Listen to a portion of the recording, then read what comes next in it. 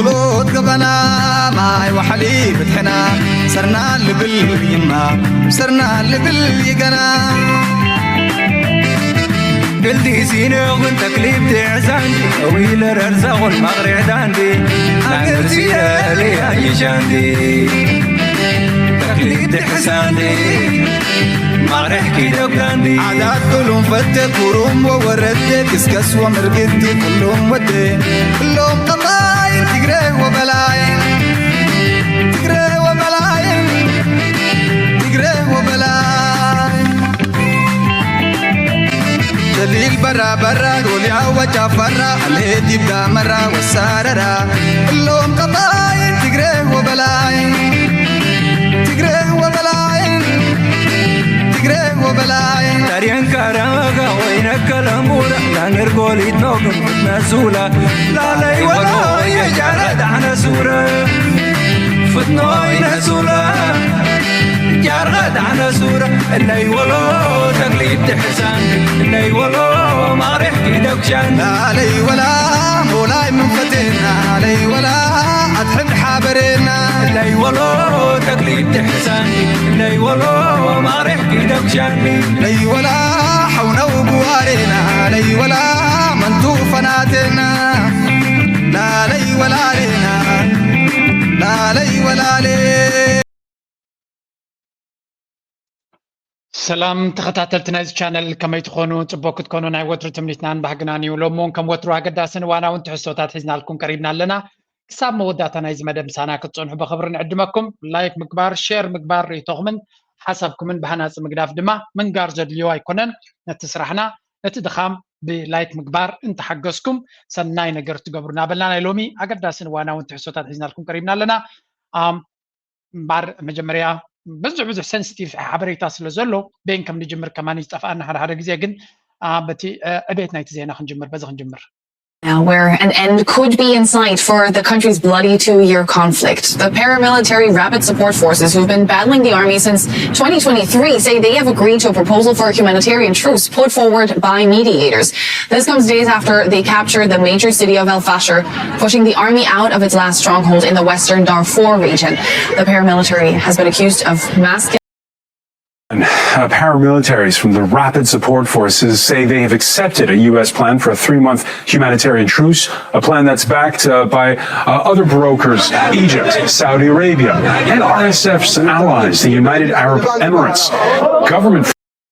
كم نريد لنا قداينا السودان قال معربي تغير للوي وين مقراص ناي توسن خبر تسمامي عمالو يبحال على سودما humanitarian سبعوي حجز وي ونرديت نابتي ناي بحق الزحزن حدا كان تقعتن وريد ودلو حزبي نوعون مردع اتا RSF زبحال نتي دارفور زبحال زوبات قوصاص يرزولو حيلي نسيو برقص حراي لزولو يزبحال زلو حراي زبلو مخنيات دماتي علم لخاوي تنسلون عالم لخاو تنسلو كحبلاي كلنا عالم لخاوي قبر ملسي بكونتاتنا يتهلكيت كاب كاميرا سلتشف نمبر استيل تهلكيت اب الفاشر ناب قال كتماتاتنا دارفورن يغصل كم زلو يزنقر زلو سلازي بتجاو جاوتانا حزبي ناي علامات سقط سلدفترن غزيو تي حميتي نتناتو حيلي بمنقدي مرات غيرو حراي تباهيلو خم زلو يزنقر زلو ين زو حبريتا كبكمي نغزيو جيم بلان مغيار تقبر زلو دراما كون كم زخ forces in Khartoum or in Port Sudan these days earlier this week vowed to keep on fighting. Mass killings of civilians have followed the recent fall of North Darfur's capital El Fasher. The International Organization for Migration says that nearly 82,000 people have fled Al Fasher and surrounding areas since October 26th, including towards Tawila, which is already hosting hundreds of thousands who have fled previous attacks, with humanitarian needs far exceeding available resources. The UN Population Fund reports that women and girls face rape, abduction, and other extreme كم تري وزلهم كم زي statistics ويكا زحبريتا زي ساكت كم زي مزاربي ويون لا جست قطرتات مزرزار كوينو تريفو سلمتاي تكونتات اب سودان زغبر زلو ناي بحكي زت حساسب نت مخينو امريكا تشمغلو زلا زمسات بلوس بال استفلاليو حالتات ناي دغ حالتات تغرات عرب ابطاولا امتيو كمون تركو وسيخو قبتي سعوديه امارات قبل اليوم دما تركن قطر توسيخهم نتكونتات أمت هددا قويا يقبرالو زبل زربا يزلو بحفشا إذا كم زيلو نحلو خلوغن بتخكل أب سودان بزي من قد خيدو سلام كمتسوديو إذا كونتات بحال زلوغي بحكي نتي زلو كونتات غير زخل ديو نزبل كبيديو مغنياتو درو بدحر مغارجا بزح نغاري بحال كم زلو يزن زلو. After the UAE backed RSF seized Al-Fashir and committed major abuses تايزبل زربا يكوت جمير له تركن قبتن زلون فليات عصبيبا كلهم السعوديه بحد خوينن نسراويت ناي سودان استفلالي اطوارات نمحب يقدادما كم زلوا ويون نسراويت سودان نمحيالو يصرا كم زلوان مخنياتو تينا RSF حيلي ناتهم ربحا مست منجس السودان سراويت سودان زلو خسروا وصلوا زخلوا الدقفاتهم كحيلو خم زلوم Egypt sees the RSF advance as a direct threat to southern border and is increasing military coordination, weapon supplies and border deployments. Turkey is expanding its support with drones, missiles, and up. ስለዚህ ከም ንሪኦ ዘለና ሱዳን ፕሬዚደንት ኢሳያስ ብግልፂ ኣብ ግብፂ ኮይኑ እዩ ተዛሪቦ ጉዳይ ሱዳን ናይ ክልተ ጀነራላት ወይ እውን ውሽጣዊ ኩናት ሓድሕድ ኢልካ ክጥቃስ ዝግባእ ኣይኮነን ሓራም እዩ ከም ምባል ኢሉ ምክንያቱ እዚ ናይ ደገ ሓይልታት ዝፃወትሉ ዘለው መፃወቲ ባይታ እዩ ምክንያቱ መፃወቲ ባይታ ምዃኑ ድማ ببزح من قديس قال زلو I'm gonna give you evidence after evidence نزل زبلو زلو مجمريا إذا حجزات زنا كلتين هجرات زبال زلو بزحت بوستس بزعبو كوتر يلو هذا كابت زبلو زلو تعرف ناقص لنا الخيدو هذا نتي دافور حيزو هجر وجه خلي زبالالو معناته قداسي نيورك نيكال معدنات بوتا حيزو سلو زلو إمارات دما exactly تحيزو زلو بزيك على العالم نتحيزو زلو عدلا ديلو نتهاجر أمم قال كسر كم زخل يزرع زلو مخنياتو أبزيك النيات زي إمارات جبر زلوا حدا نقدر يرالو مس إسرائيل زلهم زمدنا مليس عمقات وصالو مليسو نا إسرائيل عبنا ديفنس كامباني أو أبو ظبي عبي برانش ناتهم كفتهم كم زلوا زقل حبريتالو كمود ما نا إمارات أكتيفيستس ويونا ميديا إنفلونسرز أنصار السودان في أنصار حزب السودان أنصار سراوي السودان تي نا البرهان منقسن جف زخنة تقاومهم مس حماسة تهايزهم قبر الشبراو سرعات إسلاماو سرعات النابلو جف بروباغندا أنصاري قبر خمزلون حميت دما تتخكلنيا منقستك هون كم زغل يوم زارب زلو سلازي تكونتات نصوري ونقول إن إسرائيل أكتيفيستس ويونا إسرائيل إنفلونسرز نتنا سراوي السودان نقلبنا البرهان منقستن بتدقاقامي إسلاماون حلوف هاو منقستن حلوف إسلام برازرود نابلو مس حماسة تأساسيرهم كنت قوارينا لنا سلازي أمونغو إماراتن إسرائيل زلو زمدنا أبو داينا السودان بزيك العالم عمقاتنا والسخي خيدالو كل التزيوم حال تدما دونالد ترامب كل زي فيديو مخانو زي تراترز بهالي يلا زي هجي نخلنا تساوقينا العالم تحت نكر بلاي نخلينا إسرائيل ني دونالد ترامب بفرنا السوري خاطب له بقرروا دي خاطب له ولا بأفنشون أفن حاتمهم كي تنفس يوم حيزهم مزلو كاوكوتس أي كل نيوز لذي زوم حال تزياتهم بحيلن تدي كوينهم بساقطنا بوليتيكا أمريكا قداق لجيرا تغير دخل كنتات كله كم زي كلنا نرزلنا زيس لزرو يزلوتهم قالت حيلتات تسراوي السودان نخي ودق بزو حاجزات كقبرو يفتن له هذا كابتي زبال زلو لن كانت راي كنت سلسة فيديوهات كبكمي بوغن يرتراون أقدا سنة كل وزغليو هذا كاب يوم يلوم أبي أحمد أبقول نزيوم تسلي في قمزلو زيتري ورد لهم كبربرة تبجسو كاب سومالي لاند بسودان جيرو نابي يعطوا زبال زلو ناب RSF زخي زلو نا إمارات أسوار مخانون لوجيستيكس مخانون كريحهم أب سوشيال ميديا تزور زلو سلزي بتتقاقامي إن ريو زلنا كونتات إمارات نزل كونتات زين مقطار بكل من قدي عتيقات بجيسا كم زلا زري إيفيدنس على لهم بزحات سبات نزاسلي توسعي نزح حجز بكم زلو فيديو ناتجبرت كلا نتاي أقات يمول لهم زبل زلو ناي دبوب سودان مراحي ناي تشاد مراحي كمدما كاب سوماليا دما ناي بونتلاند زبال مراحتي ناي سلستيوم ناب إمارات كيلو مالو بحد جزية سلستيوم دما نا RSF عدكن سنكن متاو أبيتي من نهاريا خوينهم زلويم زبز حكفال كاب تشاد تبجيش يزعطو يبال تزيج عاد ناي تشاد مراحي ني أبدا بقيدلو كمدما أب سوماليا بونتلاند بفلاي دما بوساسو زبال إيربورت تقندي موافر خوين زلويم أبو ناي بوسا ناي تي بونتلاند مراحي ني إمارات حمشة مع التقيدلو قدمنا بإمارات مخاذوجن أديس أبابا مس أب تراخيبو خمسة نبريز نقر قصيلو دما ناي دبوب السودان وين انتقونه نابو خيدلو سلازي دبوب السودان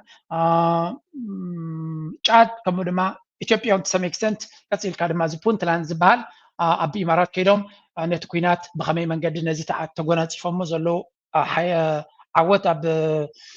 ዳርፎር ከመይ ጌርካ ትዕቅቦ ኢማራት ብኩሉ ዝግባእ ክትፅዕር ምዃና ዘርኢ ምልክታት ኣሎ ማለት እዩ እዚ ኩሉ ኣተሓይዝካ ክትሪኦ ከለኻ ናይ ኢማራት ኣካይዳ ቀሊል ክኸውን ከም ዘይኮነ ኣብቲ ዞባቲ ብዙሓት ሓይልታት ድማ ነዚ ኩነታት እዚ ይከታተልዎ ኣለዉ ዋላ ሰራዊት ሱዳን እውን ካብ ሊብያ ተበጊሰን ዕጥቅን ስንቅን ሒዘን ናብ RSF ገፀን ዝኸዳ ዝነበራ ረኺቡ ከም ዘቃፀለን ዘርኢ ቪድዮ ኣሎ ብዚ ዝቃፀል ገለ መላብ ዝኾነ ቅርቦ ቁሩብ ፀገም ስለ ዝፈጥሮ ነቲ ቻነል ከነቕርቦ ይከኣልናን በቲ ኮይኑ በቲ ግን ጉዳይ ናይ ሱዳን ካብ ግዜ ናብ ግዜ very sensitive እናኾነ ይኸይድ ኣሎ ብካልእ ግምጣሉ ግን ከም ትኽብለኩም ፀናሕኩ ካልኦት ሓይልታት ነቲ ናይ RSF ምንቅስቃሳት ወይ እውን ናይ ሱዳን ዝወርዳ ዘሎ ኩነታት እናርኣዩ ነቲ ሰራዊት ሱዳን ንምሕጋዙ ይጓዩ ከም ዘለውን ስዑድያ ግብፂ ከምኡ ድማ ቱርኪ ቀጠር እውን to some extent ኣብቲ ጉዳይ ተኣቱ ከም ዘላ ሚድያ ናይ ቀጠር ተሪኻዮ ብዝያዳ ነቲ ናይ ኢማራት ጌም ኤክስፖዝ ኣብ ምግባር ብዙሕ ዝፅዕር ዘሎ ኢና ንርኢ ዘለና ስለዚ ምናልባት ሱዳን ነቲ ዘሎ ብድሆታት ንኽትከይድ ብዙሕ ደገፋት ክግበረላ ይኽእል ኸውን ካብዞም ሃገራት እዚኣቶም እቲ ኩነታት ግን ከምዚ ንሪኦ ዘለና ካብ ግዜ ናብ ግዜ እናማዕበለ እናበርትዐ እናኸፍአ ዝኸይድ ዘሎ እዩ ኣብ መወዳእታ ድማ እዞም ሓይልታት እዚኣቶም ሜቢ ኣብዚኣ ካርታ ላትኒ ንኣ እናረኸኹም ክኸይድ ከም ትሪእዎ ዘለኹም እቲ ካርታ ናይ ሱዳን ኣብዚ ሕጂ እንታይ ይመስል ኣሎ ኖርዝ ኮርዶፋን እቲ ብጫ ትሪእዎ ዘለኹም ፕሪቲ ማች እቲ ራፒድ support forces ወይ ከዓ RSF ተቆፃፂርዎ ዘሎ ዝበሃል ዘሎ እዩ እቲ ካልእ ክፋል ድማ እቲ ሱዳኒዝ armed forces ወይ ከዓ ሰራዊት ሱዳን ተቆፃፂርዎ ኣሎ ዝበሃል እዩ መብዛሕትኡ ግዜ እቲ ካርታታት መፃወቲ እዮም ዝጥቀመሉ ዘለዉ ስለምንታይ ነቲ ሰራዊት ሱዳን ሒዝዎ ዘሎ ቦታ ኣንኢሶም ዋና ዘይብሉ መሬት ገይሮም እዮም ዝገብርዎ ስለምንታይ እዚ ድማ ዕላማ እዩ ነቲ ሃገር ንምምቕቓል ኩሉ ዓይነት ኣጀንዳታት እዩ ዝስራሕ ዘሎ ኣብዚ እዋን እዚ ሰራዊት ሱዳን ሓይሉ ኣኻኺቡ ከም ብሓድሽ መኸተ ገይሩ ነቲ ዕጡቕ ምልሻ ከውፅኦ ይኽእል ዝኸውን ከቢድ እዩ ካልኣይ ኣብዚኣ ከንተሓዛ ኣብይ ኣሕመድ ዶብ ናይ ኢትዮጵያን ሱዳንን ዘሎ ብፍላይ ብመንገዲ መተማ ዘሎ ንምብታኽ ሰራዊት ናቱ ቀፃሊ ኣንፃር ፋኖ ይዋጋእ ከም ዘሎን ስለዘይ ሰለጦ ዳ እምበር ተደጋጋሚ ነዛ ዕላማ እዚኣ ካርማ ይፍትን ከም ዘሎን ግን ፋኖ ዕድል ከልይዎ ከም ዘሎ እዩ ዝንገር ስለዚ ኣብይ ኣሕመድ ናብቲ ኩናት ካብ ኢማራት ከም ድሌታ ስለ ትዝውሮ ዘላ መንገዲ ናይቲ ረዳት ክገብረሉ ዝኽእል ነቲ RSF ንምፍጣር እሱ እንተደይ ተገይሩ ድማ ብመንገዲ ደቡብ ሱዳን ገይሩ ሓገዝ ይግበር እቲ ርጤት ብኡ ይወፅእ ከም ዘሎ እዩ ዝንገር ብሓፈሻ ከቢድ ዝኾነ መድረኽ እዩ ዘሎ ኣብቲ ዞባና እቲ ቅልውላው ድማ ካብ ግዜ ናብ ግዜ እናቐፀለ ይኸይድ ኣሎ እዚ እቲ ሓደ ኩናት ንሪኦ ዘለና ኢና ኣብቲ ካልኣይ ኩናት ድማ ክናቱ ኢና ሕጂ ቢካዝ ኣብዚኣ ሓንቲ ፀብፃብ ኣላ ትቀርናፊካ ብዛዕባ ናብ ኤርትራ ኣላጊብካ ምሕማይ ንቡር ስለ ዝኾነ أوح مسمسن زي وصل مرحنة مجلس يزجبر زواء ينيرو كاب قدمون عين إذن حيالات هجرات زي في الليو تتأمات زواء ينيرو كاب قدمون دم سطية موت ولدتات زي في الليو زت فترة خلو بمسوات زحل فلو تأفف زواء ينيرو لو مدما بفلاي دحرت أنت تاوكينات تجري عبزو بازي ستفت أروح حدش تفتحات الموسوطات حدش صمدتات النبارات شركناتات نتزنبر أنت جاددو نتهلو أنت قصأصلون نتزمت زلو موائل زز ألمت أجنداتات أنت قرص نزرع له مدرخ لنا إتيبي قصال وشت أو حمس مستركب جبوتي كم بايزونا كل زمزمة أنت دنقص أتره فخم تحاوس مالي أي هادئن نيرتر حاني أوزح زملكن قصال هجراو برسات معلوي رخبن سودان زمسل حزب منقسن عدون تنقنق مرق أستو أنت بالتاني رقلو جبس وانت خونه دك أساب زخلو عبيت هجراو أجندات تتأميدات ركب إذن نايتي أبي وشت أو قديات هجرات تزواز اللوز أجم اتزن عسمر أي قوون انتلو بدك قدمان الزوازي عودو وكلنا مالتون بروكسي وارن مقبار زقبر زلو سلفتات نلبام دك أسخلو حزب عدون نزفتو مرحي كاب كان فركان خيس كام ممتات زوجو للزبن سلاماونا زيت مدرخن حزون انكم مفتح أجم مخانو زنجار اللي خوينهم نرى كم زعينة أناليسيس ولا كانت زوبا بعب يزجلس تغني أبير تراجن نجدن ألو تاك تزارب كتكلال لك سلمتايكم يقول مسيلكم بمول زوبانا تقاس على غلوتا أنكو دحنزل الحجر إيرتران تروحين أي توحد لهم من نت ناراتيف أي تبغني أرجو نتي ترخانتي دراما ناي بوليتيكا أي متشيني سلزي أبير ترا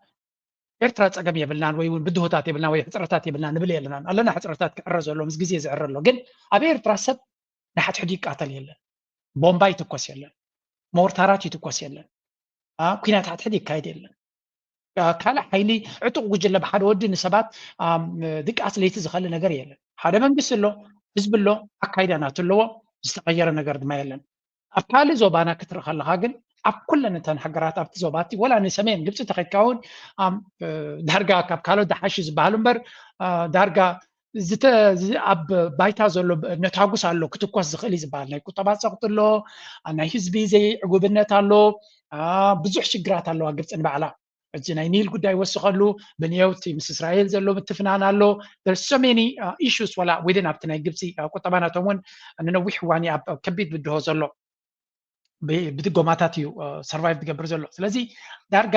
እዚ ኣፍሪቃ ዝበሃል ሕጂ ዘለናዮ መድረክ ሙሉእ ብሙሉእ ተረጋጊያ ብቁጠባን ብፖለቲካን ተረጋጊያ ዘላ ሃገር እያ ትብሉ እስከ ንገሩኒ ከቢድ እዩ ክትረክብ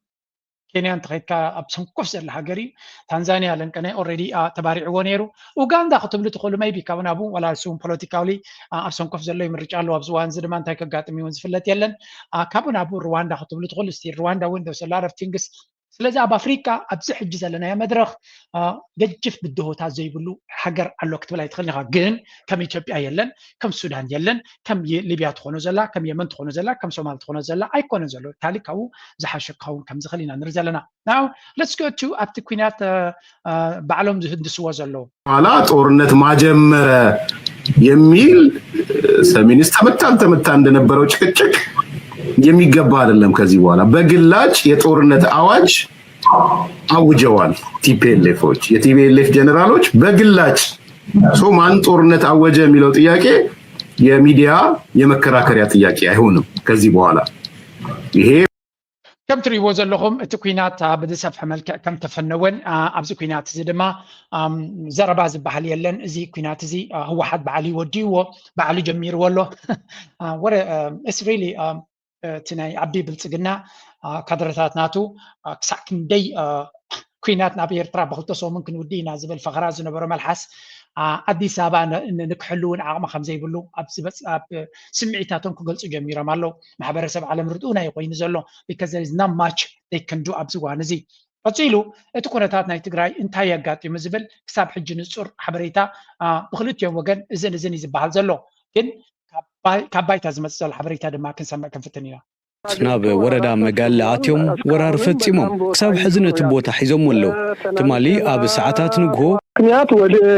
መጋለ ዘይተፈለጠ ምክንያት ናብ ወረዳ መጋለ ኣትዮም ክልተ ቢሎም ድማ ተኽዚ ጀሚሮም ንግሆ ከኣቱ ከለው ነባሪ ህዝቢ እናሃደመ ወፅዩ ካብኡ ንኩሉ ቦታ ምስ ተቆፃፀሩ ከባቢ ሰዓት 12 እዮም ናብ ህዝቢ ከቢድ ኣፅዋር ክትኩሱ ጀሚሮም ካብ ቀሊል ክሳብ ከቢድ ኣፅዋር ክትኮስ ከሎ እዩ ህዝቢ ሰንቢዱ ካብ ሞርታር ክሳብ ዙ 23 ይመስለኒ ህዝቢ በዚ ድምፂ ተሰናቢዱ ሃዲሙሎ ኣብ መንጎ ዝተቀርቀረን ኣብቲ ንሳቶም ዘለውሉ ዝተረፈን ህዝቢ ኣሎ እቲ ሓይሊ ነቲ ቦታ ምስ ተቆፃፀሩ እዩ ዘሎ ዝተመለሰ የለን እቲ ቦታ ሰፊሕ እዩ እቲ ሓይሊ እውን ገዚፍ እዩ ብቁፅሪ ክንዲ ዝኣክል ኢልካ ዝግለጽ ኣይኮነን ብዙሕ ዓድታት እዩ ሒዙ ዘሎ ኣስታት 15 ኪሎ ሜትር ናብ ውሽጢ ዓፋር ደፊኡ ኣትዩሎ ብወገና ኣብቲ ከባቢ ዘሎ ምልሻ እንተዘይኮይኑ ናብኡ ዘጸጋዕናዮ ሓይሊ የለን እቲ ኩነታት ንኽረጋጋ ኢልና እቲ ዝሓዝዎ ቦታ ሒዞም ከለው ንነበርቲ ኣብ ምውፃኢና ተጸሚድና ዘለና ካብ ክልል ይኹን ፌደራል ናብቲ ቦታ ዝኣተወ ሓይሊ የለን እስካሁን ከክልል በኩልም ከፌደራል በኩልም ወደዛ የገባው ሓይሊ የለን እዚ ንሪኦ ዘለና ናይ ባሕቂ እቲ ኩነታት ሰንሲቲቭ እናኾነ ይመፅእ ዘሎ እዩ ግን እንታዮም ክገብሩ ዘለዎም መጀመርያ ኦፍኮርስ ናብ ኤርትራ ገጽካ ክትጸግዑ ኣለካ የትግራይ ሰራዊት በአፋር ተከፈተ የተባለውን ጥቃት በተመለከተ ምላሽ ሰጥቷል። ከአፋር ክልል የአካባቢ ባለስልጣናት በኩል እስከ 15 ኪሎ ሜትር ገብቷል የሚል ማብራሪያ ሲቀርብ የብልጽግናው ሹማምንት ደግሞ የሻዕቢያን አጀንዳ ማስፈጸም ነው የሚል ክሳቸውን እያሰሙ ነው። የፕሪቶሪያው ስምምነትን አፈረሱት የሚለው ግን አገዛዛዊ አጀንዳ ሆኖ ውሏል። ከስምምነቱ መፈረም 3 ዓመታት በኋላ የትግራይ ተፈናቃዮችን ማስመለስ ሻዕቢያን አጀንዳ ባፈሻ ከምንሪኦ ዘለና እቲ ኩናት بزسف ملك ناب منتاي كتحزوا يمزفتن زلو مس إيرترا ركب كم زلو كالاي ناب هو حد بليم هو حد مالتيو ناب نتاي كل جميرة مالو نزين حقنتو نجزيكم كتفن خلينا من يسي تلعيلو أنصار هو حد زبل كم زعينت فيديوهات ببسحة تناتو ميدياتات اتمنى يسي نتناي هو حد كايدا سلزق عام زلو أنصارو تلعيلو تنسيلو نتمنى السدما أم لايو نتناي هو حد مرحلات ملاي دما ገጅፍ ምንቅስቃስ ይገብር ከም ዘሎ ስለዚ ታርጌት ጌርካ ነቲ ኩናት ኤርትራን ግብፅን ካልኦት ሓይልታትን ኣትየንን ዝድግፍኦ ዘለዋ ካብኣተን ዝብገስ ኩናት ከም ዝኾነ ጌርካ ክሸጦ ክትክል ኣለካ እዚ ድማ ነቲ ዘሎ ፖለቲካ ከምዚ ዓንተበ ንሪኦ ፀናሕና ምስ መን ከተተሓዞ እንድሕር ኺልካ ናይ ኣምሓራ ፅንሂ ኢለ ከርየክሜ ኩሉ እዚ ነገር እዚ ናብ ኤርትራ ገፅካ ብሌም ክትገብሮ እቲ ብሌም ሽፍቲንግ ብሌም ይበሃል ነቲ ብሌም ናብ ኤርትራ ገፅካ ክትርሕቆ እንተኺልካ ጥራይ ዘዋፃካ ህወሓት መንግስቲ ትግራይ ድማ ወይ እውን ናይ ፀጥታ ቢሮ ናይ ሰላምን ፀጥታን ሓላፊ ናይ ትግራይ ግን መልሲ ይብሉ ነይሩ የቲና ኢሎም ባዕሎም ዝፅውዑ ኣካላት ምስ ናይ ዓፋር ልዩ ሓይሊ ኮይኖም ተደጋጋሚ ናብ ዝተፈላለዩ ቦታታት እንዳመፁ ትንኮሳታት ገይሮም እዮም ናይ ሰብ ጉድኣት እውን በፂሕና እዩ ንፈልጥ ኢና ዝበፅሐና ጉድኣት በዚ ብሚድያ ምግላፅ ኣይንደልን ግቡእ እውን ኣይኮነን ዝኾነ ኮይኑ ግን እቲ ጉዳይ ያው ንምህዳእ ወይ ከዓ ንምርጋእ ብዙሕ ናብ ሓይልስ ከም መማረፂ ጌርና ናይ ወሰድናዮ ክንወስዶ እውን ግቡእ ኣይኮነን ብዙሓት ከባቢታት ግን ኣብ ምላዛ ጣብያ ለምለም ኣኸዛ ዝበሃል ከባቢ ብዴስኣን ኣከባቢ ብወጀራት ኣከባቢ ብገረብ ኣገውና ፀሓፍቲ ዝበሃል ከባቢ ብደደረባን ኣከባቢ ተደጋጋሚ ሙኮራታት ኣካይዶም እዩ ክሳዕ ሕዚ ብፍላይ ሕዚ ቀረባ ብሕዚ ብ23 2018 ዓመተ ምህረት ኣብ ገረብ ኣገውን ኣብ ደደረባን ኣከባቢ ካብ መጋለ መውገስ ቃል ዝገበረን ገረብ ኣገው ከባቢ ከዓ ካብ ቶንሳ ዝበሃል ከባቢ መውገስ ገይሩ ትንኮሳታት ተገይሩ እዩ ሓደጋ እውን ኣውፂሖም እዮም ክሳዕ ሕዚ ግን ንሕና ምስ ናይ ዓፋር ፍሉይ ሓይልን ምስ ሓራ መሬት እየ ኢሉ ንባዕሉ ዝፅውዕ ዘሎ ሓይልን ንሕና ብኣና በኩል ዝተገብረ ክሳዕ ሕዚ ትንኮሳ የለን ዝወሰድናዮ ሪቨንጅ أجلا مراد ريبورت غير أصلنا من جرنا مش من جرنا رأسها مديد جانا كلنا على نص لنا እዚ ትሪእዎ ዘለኹም እዩ እዚ ወዲ ራያ ዝበሃል ኣብዚ ኤሮፓ ዝነበረ እዩ ኣይ ቲንክ ብወረቐት ብናይ ኤርትራ ዲ በገለ ወሲዱ ነይሩ እዚ ጉዳይ እዚ ከመይ እዩ ነዚ ኣብ ስዊድን ዘለዎ ኤርትራውያን ይኹን ተጋሩሲ ዝኾነ ነገር ገብሩሉ ይከኣሉ እንድዮም ከም ትሪእዎም ዘለኹም እዚ ሓራ መሬት ዝበሃል ሰራዊት እዩ ሓውሲ ኣብ ሴሌብሬሽን እዩ ዘሎ በዚ ናቶም ሴሌብሬሽን ክገብሩ ይፍትኑ በቲ ድማ ናይ ትግራይ ተቃውሞ ይካየድ ኣሎ ዝብል ስእሊ ድማ ከመሓላልፉ ይፍትኑ ኩሉ ነዚ ድማ ህወሓት እዩ ዝገብሮ ዘሎ ብሌም ህወሓት ብዝብል ከምዚ ኣብዚ ትሪእዎ ዘለኹም እንደኔ ጥሩ ነው የሚመስለኝ እንግዲህ የደነቆረ ካልሆነ በስተቀር ወይም ደግሞ ሁም ብሎ ካልሆነ በስተቀር ማን ጦርነት ጀመረ የሚለው ነገር በግላጭ እየወጣ ነው አሁን ከዚህ በኋላ ከም ትሪእዎ ዘለኹም እዚኣቶም ንህወሓት ንምፅራፍ ንህወሓት ኣታክ ንምግባር ብሌም ጌርካ ነቲ ኩነታት ኩናት ክጅምሩ ዘድልዮም ዘሎ ኩነታት እዩ ነዛ ኩነታት እዚኣ ብዝበለፀ ዝገለፃ እስከስምዑ እዚ ኩናት ፊሽካ ኣብ ልዕሊ ትግራይ ይኹን ኣብ ልዕሊ ኤርትራ ተነፊሑ እታ ፊሽካሳ መጥፊት እያ ትኸውን ናይ ባዕሉ ናይ ዕድመ ስልጣኑ መሕፀሪት እያ ትኸውን ንሳ እቲ ብጣዕሚ ዘሕዝን ድማ እዚ ኩናት እዚ ኣብ መንጎ ኢትዮጵያን ህዝቢ ትግራይን ኣብ መንጎ ኢትዮጵያን ህዝቢ ኤርትራን ዝኸውን ጥራሕ ኣይኮነን ብጣዕሚ ካብ ዝግመት ላዕሊ ናይ ሓያላት ሃገራት ናይ ርሑቅን ናይ ቀረባን ኢዳ ኣታውነት ክህልዎ እዩ ከቢድ ሕማቕ እዩ ንህዝቢ ኦሮሞ እውን ብጣዕሚ ከቢድ ክኸውን ባይዘው ብዙሕ ምዝራቕ የድልን ንህዝቢ ኦሮሞ ሓደገኛ ይኸውን ህዝቢ ኦሮሞ ብልፅግና ኦሮሞ ስርዓት ክትሕዞ ኣለዎ ብህዝቢ ፀቕጢ እውን ክገብር ኣለዎ ኩናት ከይጅመር ማለት እዩ ተዘይኮይኑ ኣብይ ኣሕመድ ንህዝቢ ኦሮሞ ናብ ሓደጋ እዩ ዝሳጥሖ ዘሎ ኣብይ ኣሕመድ ሕዚ ኢኮኖሚ ባዶ እዩ ደሞዝ ይኸፍለን እዚኣ ዘረባ እዚኣ ቅድሚ ምርኣይና እሳቶም ዘውፅዎ ፀብፃብ ክንርኢ ኣብዚ ትሪእዎ ዘለኹም ነዚ ዓፋር ኩናት ከመይ ገይሮም ናብ ኤርትራ ገፆም ከፀግዖ ወይ እውን ኤክስተርናላይዝ ክገብርዎ ይደልይኹም ዘለው እዚ ድማ ዕላማ እዩ ምክንያቱ ኣብይ ኣሕመድ ውሽጣዊ ኩናት ክስዕር ከም ዘይክእል ይፈልጥ እዩ ኣብ ውሽጣዊ ኩናት ዝግበር ዘሎ ንሸነ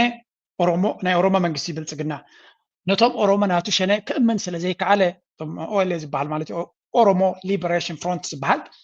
ኣብ ብዙሕ ቦታታት ናይ ኦሮሚያ ነቲ ብልፅግናን ሰራዊቱን ዝድክር ዘሎ ማለት እዩ ንዑ ኢሚኑ ኣካል ናይቲ ፖለቲካ ክገብሮ ዘይምኽኣሉ ኣብ ካልእ ህዝቢ ከይዱ ክእምን ዘለዎ ተኽእሎ ኣዝዩ ፀቢብ እዩ ስለዚ ኣብ ኣምሓራ ዘሎ ፋኖ ክትእምኖ ይትኽእል ኢኻ ትግራይ ድማ ኩሉ ተፈቲኑ ክንደይ ባጀት ፈሲሱ ኣይሰርሐን ስለዚ ነዛ ጉዳይ እዚያ ከመይ ጌርካ ንደገ ተልግባ በመሰረቱ ድማ ምስ ግብፅን ኤርትራን ከመይ ጌርካ ተተሓሓዛ እዩ ኣብዚ ሕጂ ንሪኦ ዘለና ሪኒውድ ክላሽስ ኢን ኣፋር ሪጅን ነዛ ኩናት ኣብ ዓፋር ዝተገበረት ብከመይ ገሊፆም ኣሎ መስለኩም ናይ TPLF forces crossed the 6 Afar villages. شدشت أنا Afar عدتها سجيرو بمورتراتن عبيد بله مسارحن برتين جيرو أبوشتي كل Afar متقعد 5 جبره Afar regional government vows to take direct control of border defense لذي مجمريا نتيكونتات كلا خالد زلو نا Afar حيل مخانو مخنياتو نا Afar زوب كل لاو حيلي نسوي نتبوتو كقاطر زلو زي متتاو وي نسراويت ناي هو حد ناي تجراي نابو متاو دما is part of a broader strategy to externalize conflict from Tigray. زي تريوالهم تجاين كم يجرون تعطلو تجارو نزو كناتات زنابو زمتو وزلو أتوكينات أب Tigray كايد ندجن موزع زجبر زلو استراتيجي سموها مجيتي geopolitical triangulation Ethiopia, Eritrea, Egypt. هنقولهم زلو triangulation but whatever it is سموها تابلو هذا Egypt seeks influence in the Horn without direct confrontation using Eritrea as a proxy. اوكي دايبلو له جبتي ابقرنا افريكا ابص الواحد جبر تدللا قال تابس اثيوبيا كتقط ما يتدلنيا سلازي كم مغابريا ناتا ايرترا تتقامالا ها ايرترا مغابريا ما ما يتخونيا ايرترا نلولاونتا نغزتا وحدنتا نربحاناتا نكل كنتاتا يا دويلا زلا ني جبت دما كم تمساسالي كالا عينت متقعت غيركم لهم سلازلهم ايرتران جبت بحد خوينم አለው ዝኾነ ይኹን መጋበርያ ነዝባ ኤርትራ ድማ ናይ ዝኾነ መጋበርያ ክትከውን አይድልያኒ ግን ካልኦት ሓይልታት ምሳና ክሰርሑ ተደልዮም we welcome them welcome ኢና ንብሎ መጋበርያ ሙሉ ህይወቱ ዝኾነ መጋበርያ አይበልካዩ غጽብ Eritrea aims to avoid war on ኤርትራሲ ኩናት ኣብ መሬታን ኣብ ሓመዳ ንኸይካየድያ ትደሊ of course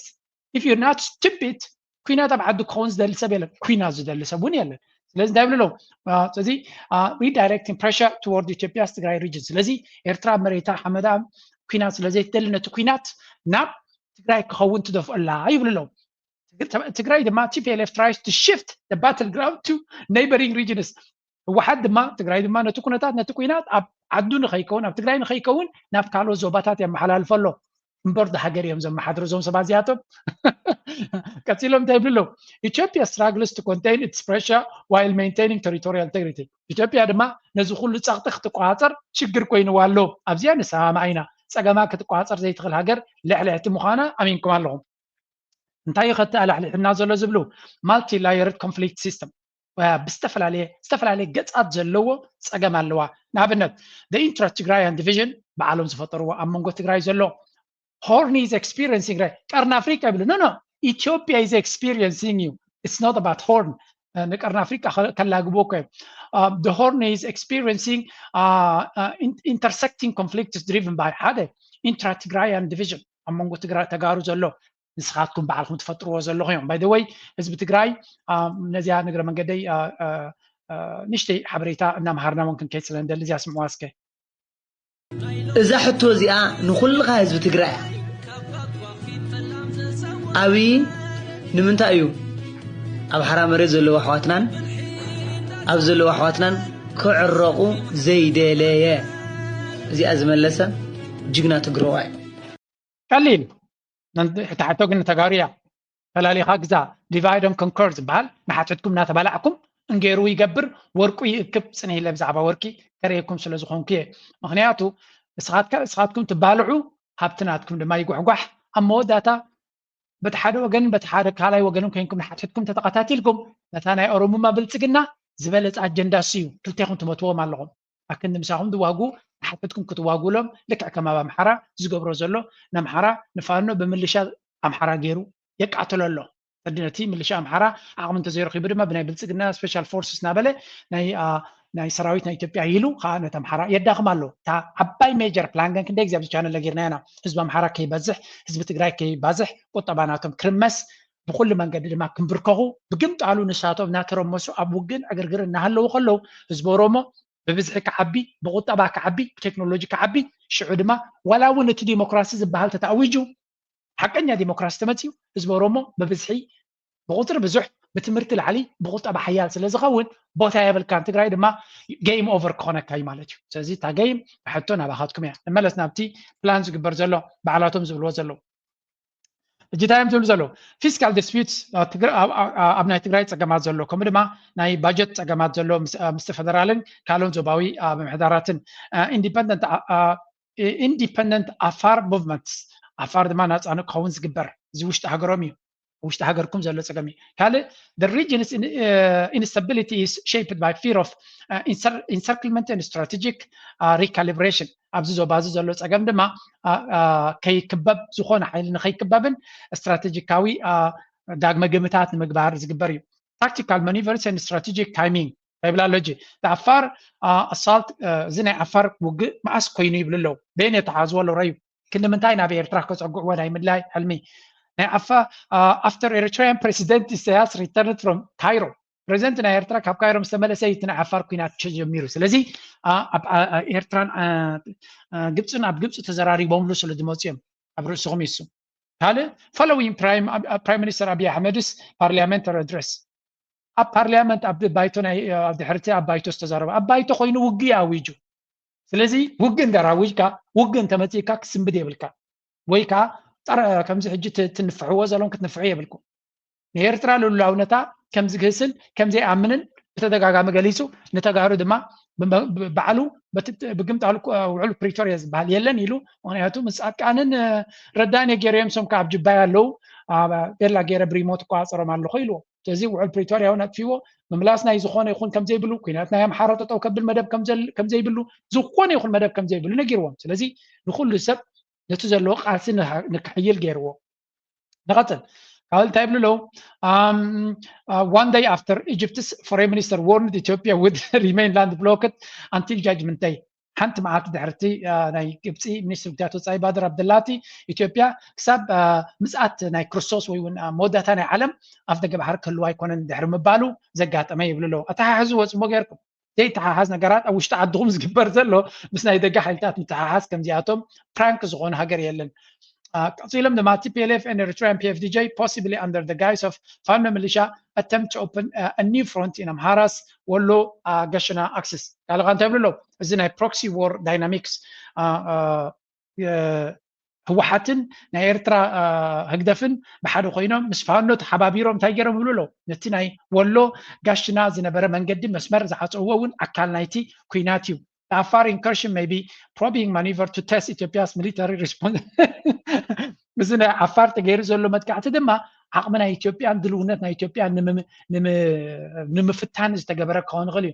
እንታይ ከገብሪዮም ድፍትንهم ፋኖ ደበላ ገሪ ድክረኩም የለን ኩሉ ሰብ ደሪ የለን ንዓመት ንኽልተ ዓመት 3 ዓመት ንሪእኩም የለና ሰራዊትኩም እንታይ ዓይነት ዓቕሚ ከም ዘለዎ ድሮናት ኣለና ቴክኖሎጂ ገዚና ትብሉ ኣባይታ ግን ዝማረኽን ዝዋረድን ሰራዊትኩም እዩ ቀፂሉ እንታይ ይብላ ኣሎ ኣብዚ ናብ ኢጅፕት ሎንግ ተርም ስትራቴጂ support SAF ab Gibsi ab Sudan nati sarawi Sudan yiduguf allow cultivate ties with Eritrea and TPLF mis Eritrean ህወሓትን ዝምድና ኣለዎም seek port access and influence in Djibouti and Somalia ናይ ኣብ ደገ ባሕሪ ወይ ወደብ ድማ ኣብ ጅቡቲ ደሊለው ከምኡ ድማ ኣብ ሶማሊያ promote the Red Security Forum अनि ኢትዮጵያ ሙሉ በሙሉ ከም ዝዓፀዋን እድል ከም ዘይብሎም እዮም ዝገልጹ ኣለዉ ጽቡቅ ገበረትኩም Egypt's risks. Now, Egypt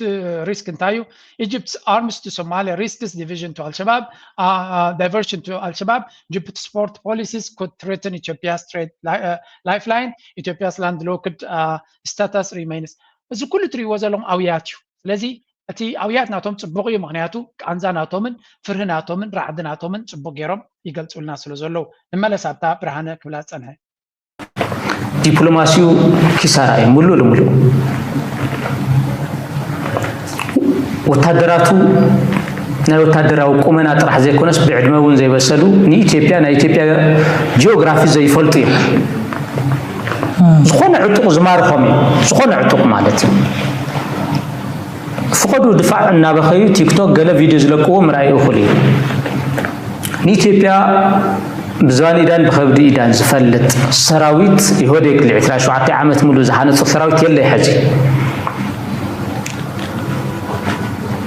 سلازي سراويت ون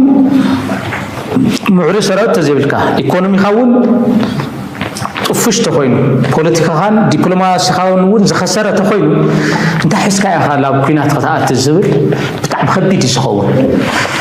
حجي ዝተፈላለዩ ናይ ዋርፌር ቴክኖሎጂስ ብዝኣከቦም ሜካናይዝ ሞተራይዝ ሓይሊ ኣየር ድሮን ገለ ተጠቂሙ ኣብቲ ናይ መጀመርያ 2 ሰሙን 3 ሰሙን ልዕልና ክረክብ ይኽእል እዩ ምናልባት ማለት ተገይርዎ ድሕሪ 2 ሰሙን 3 ሰሙን ክንቀየርት ትውግእ ቤዚካሊ ኣዲስ ኣበባ ዙርያ ይኸውን ኣዲስ ኣበባ ዙርያ ይኸውን ሰዓለ ብሓፈሻ እንታይ ክብል ዝደሊ أبي أحمد وقع خفتون بتقرأ حجمر كون أبي يرتاح يقتل تقنعوه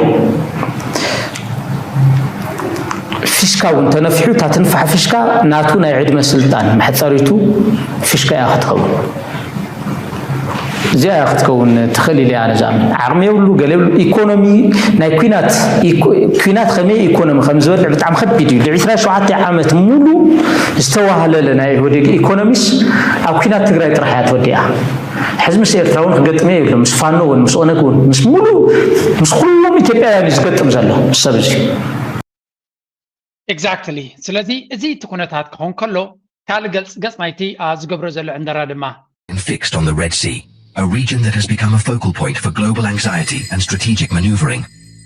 Once a tranquil maritime highway, the Red Sea now pulses with uncertainty and risk, its waters transformed by the shadow of conflict.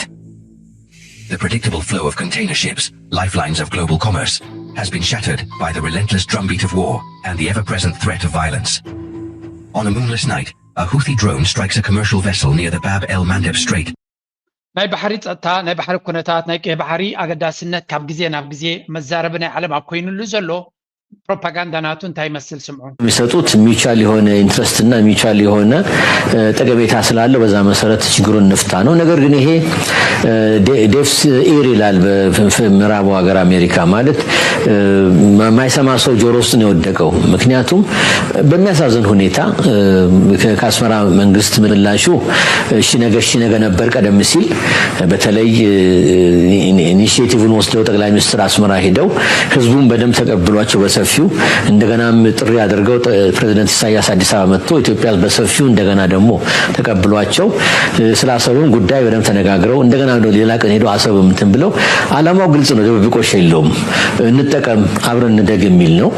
ምክንያቱም አሰብ ለኤርትራ በጣም ሌስ ሲግኒፊካንት ነው። ምጽዋ ዝትሪዎ ዘለኹም ብሓፈሻ ንኤርትራ ዝገበርናዮ ፃውዒት ወይ እውን ብሓደ ክንሰርሕ ዝበልናዮሲ ኣብ ፀማም እዝኒ ኤርትራ ፀማም እዝኒ ባትና ኣይተገደሰትልና ናይ መለሰትሉን ብምባል ናይ ኣስተማስሎ ዘረባ እዩ ክዛረብ ዝፍትን ዘሎ ንኤርትራ ኣብ ቀጻሊ ኣብ ቴሌቭዥን እናመፀ ንኤርትራ ቁጠባናታ ጠጠው ኢሉ ዝደረቀ ተስፋ ዘይብላ ሃገር መጻያ ጸልመተ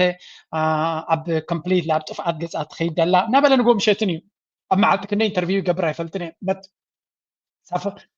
كند من تاي كم تا كراباتا ناتو مستي كبدنا ناتو تا كراباتا ناتو حنيقة حيزاتو زلات مثل مو نايم سنفاس أقوم جلود مثلا كاكتري خلها كوما عينات نايت بوليتيكا ديسبريشن دماتري كله تزاربو زلود ما چنكت يرترا كم جلا يزنقر بات أبزي هذا حبريتا وتشيلو مغنياتو كلت حبريتا تتكبكم زياتن أقدسين حنتي لنكني نتايلو نيروك المستوى زيت ذكرويخ ما بزم مسمعوا زيا የቀይ ባህር አክሰስ የሰጠው ውሳኔ ማን ወሰነው? ካቢኔው ይሆናል ብለን የካቢኔውን ዶክመንት ብናገላብጥ የለም፣ ካቢኔው አያውቀውም። አይ የለም ምክር ቤት ይሆናል የወሰነው ብለን ብንወስን ምክር ቤቱም አልነበረ፣ ምክር ቤት አያውቀውም ውሳኔው። የለም የኢትዮጵያ ሕዝብ ሪፈረንደም ወስኖ እንዳይሆን እንዳይባል ነበር ለኛም ያኔ የኢትዮጵያ ሕዝብ ያልወሰነው ተወካዮቹ ያላዩት ቢያንስ ባርታይ ዝብለና ዘሎ ኣብዚ ትሪእዎ ፀናሕኩም ኣብ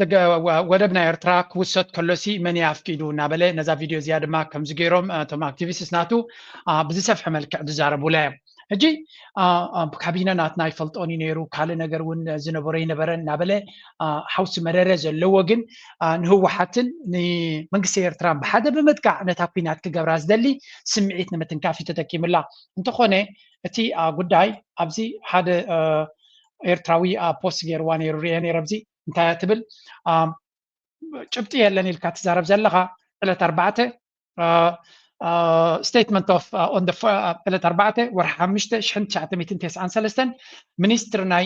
foreign affairs of the transitional government of Ethiopia on the recognition of Ethiopia Ethiopia of the sovereignty and independence of Eritrea ኢሉ ኣብ ዕለት ወርሒ 4 ግንቦት ዕለት 4 1993 ናጽነት ኤርትራን ሉላውነት ኤርትራን ኣፍሉጥ ሂቡ ከም ዝነበረ መን ገይሩ ኣይፈልጥን ይብል ነይሩ ዶክመንትናት ካይዚሎም ድማ ኣብ ገጹ ይድርብዩሉ ኣለዉ ስለዚ this is also another drama ዝኾነ ይኹን ጭብጣ ኣብ ዘይብሉ ባዕሎም መንግስቲ ኢትዮጵያ ነቲ ኩነታት እቲ ሪፈረንደም ናይ ኤርትራ ከም ዝተዓዘቦ ፍትሓዊ ከም ዝነበረ ምስ ተፈጸመ ድማ ኣፍልጦ ከም ዝሃበ ኣብቲ ናቱ መዛግብቲ ኣይረኸብናየን ዝብል ዝነበረ ሓሳዊ ለቕባእ ስለ ዝኾነ እምበር እቲ ኩነታት ኩሉ ሰብ ዝፈልጦ ዝነበረን ኣብ መዛግብቲ ናይ ኢትዮጵያ ጽቡቕ ገይሩ ተቐሚጡ ዘሎ ምዃኑን ምፍላጥ የድሊ ይግዳስ ኣብ ሽፍትነት ዘሎ መንግስቲ ኣብዚኣ ሓንቲ በዚኣ ጽቡቕ ጌርና ክነተሓዘልኩም ብዛዕባ ባሕርን ካልእን ዝዛረብ ዘሎ መንግስቲ ጀዋር እንታይ ልስከውፅዩ ኣብዚ ጉዳይ እዚ ኢማራት ከመይ ጌራ ንኢትዮጵያ ኢማራት ንሕሜትን ንኣብን ተጠቂማ ከመይ ጌራ ወርቂ ትጥቀም ከም ዘላ ካብ ሱዳንን ካብ ኢትዮጵያን ኢሉ ኣብ the UAE Arab United Arab Emirates increased its gold imports from Sudan by 70% last year ልክ ኣብቲ ግዜ ቅልውላውን ኩናትን ኢማራት ናይ ወርቂ ስርቅናታ ብዝሰፍሐ መልክዕ ይቕፅል ኢሎም ወላ ናይ ኢትዮጵያ ካብ ትግራይ ዝወፁ ዘሎ ወርቂ ኣብ ኢማራት እዩ ዝኸይድ ዘሎ ይዝበሃል ስለዚ Sudan is not isolated case between ኣብ መንጎ 2021 ብርቱዕ ኩናት ኣብ ዝካየደሉ ዝነበረ ናይ ኢማራት ናይ ወርቂ ዝወሰደቶ ካብ ኢትዮጵያ ኢምፖርት ማለት እዩ staggering 1.1,000% from 3 ቶን ኣብ 2010 ዝነበረ ናብ 15 ቶን ከም ዝተቐየረ ኣብ 2021 እዩ ዝነግር ዘሎ ስለዚ ኩናትን ዕግርግርን ኢማራት ከመይ ጌራ ከም ትረብሓሉ ዳይሬክትሊ ኣብቲ ርሱን ዝነበረ ኩናት ማለት እዩ ከመይ ጌራ ከም ዝረብሐት እዩ ኢማራት እዚ ጀዋር ኣውፂዎ ዘሎ what was happening in Ethiopia ሕጂ እውን እቲ ኩናት ክግበር ናብ ትግራይ ክግበር ከሎ እቲ ወርቂ ንምስራቅ ዓብይ ምቹእነት ክፈጥር ከም ዝኾነን what's happening in Ethiopia during the same period that the bloody Tigray civil war during which an estimated 1 million people lost their lives. So whether in Sudan or Ethiopia, an increase in bloodshed seems to coincide with an increase of gold exports to UAE. Malati, ጥንቅቕ ብዝበለ ቃላት ይዝነግር ዘሎ ኣብ ግዜ ደማዊ ኩናት ክካየድ ከሎ ኣብ ሱዳን ይኹን ኣብ ኢትዮጵያ ወርቂ ናብ ኢማራት ብብዝሒ ከም ዝኸይድ ንዕዘብ ኢሉ ብግምጣሉ ኢማራት ድማ ነዞም ናይ ኩናት ንዓቢ ይኹን ከምኡውን ሕሜቲ ምዕቡል ኣፅዋራት ካልካል እናሃበት ነቲ ናይ ኩናት መንፈስ ናቶም ከም ተናውሖ ዘላ ገይሩ ጀዋር ሓንቲ ናይ ብሓቂ ከባድ ዝኾነት ዶቸ ቬለ እውን ኣውፂዎ ነይሩ ዩናይትድ አረብ ኤሚሬትስ እታ ሪፖርት ካባቶም ዝወፀት እያ ካብዞም ዶቸ ቬለ ኣፍሪካ ዝብል ዝወፀት እያ ስለዚ ኢማራት ወርዶ ዘሎ ፅፍዒት ናይ ብሓቂ ብሚድያ ደረጃ ኩነታት ናቶም እናገደደ ይኸይድ ከም ዘሎን ካብ ግዜ ናብ ግዜ ድማ ከምዚ ዓይነት ክሲ ኣብ ልዕሊ ኢማራት ይቕፅል ኣሎ እዚ ድማ እንታይ ዝፈጥር ዘሎ ነቲ ስርዓት ናይ ኢማራት ዓብይ ፕሬሸር ይገብረሉ ኣሎ ንሽተይ ቁጠባ እዩ ምናልባት ምስ ግዜ ክፍንጀር ዝኽእል እዩ ሕጂ ናብቲ ዝዓበዩ ካልኦት ኣርሳት Talk about the United States. The government there has been shut down and it's been that way for more than a month now. This is the longest government shutdown in American history. What does that mean? Of air traffic controllers' fatigue and sick calls are hitting a breaking point. The results will impact millions of travelers. Starting tomorrow, the FAA will cut flights by 10% at the nation's 40 busiest airports. The Transportation Secretary says it's all about keeping the airspace safe, with controllers about to miss their second. መንግስቲ ኣሜሪካ ኣብ መንጎቶም ክልተ ፓርቲታት ፓርቲ ጥራይ ዘለዎ ሃገር ስለ ዝኾነ ዴሞክራሲን ሪፐብሊካንን ኣብ መንጎኦም ዝተፈጠረ መንግስቲ ናይቲ መንግስቲ እኹል ባጀት ስለዘይ ክገብር ስለዘይ ካለ ተዓፅዩ ኣሎ ሰራሕተኛታት ናይ መንግስቲ ድማ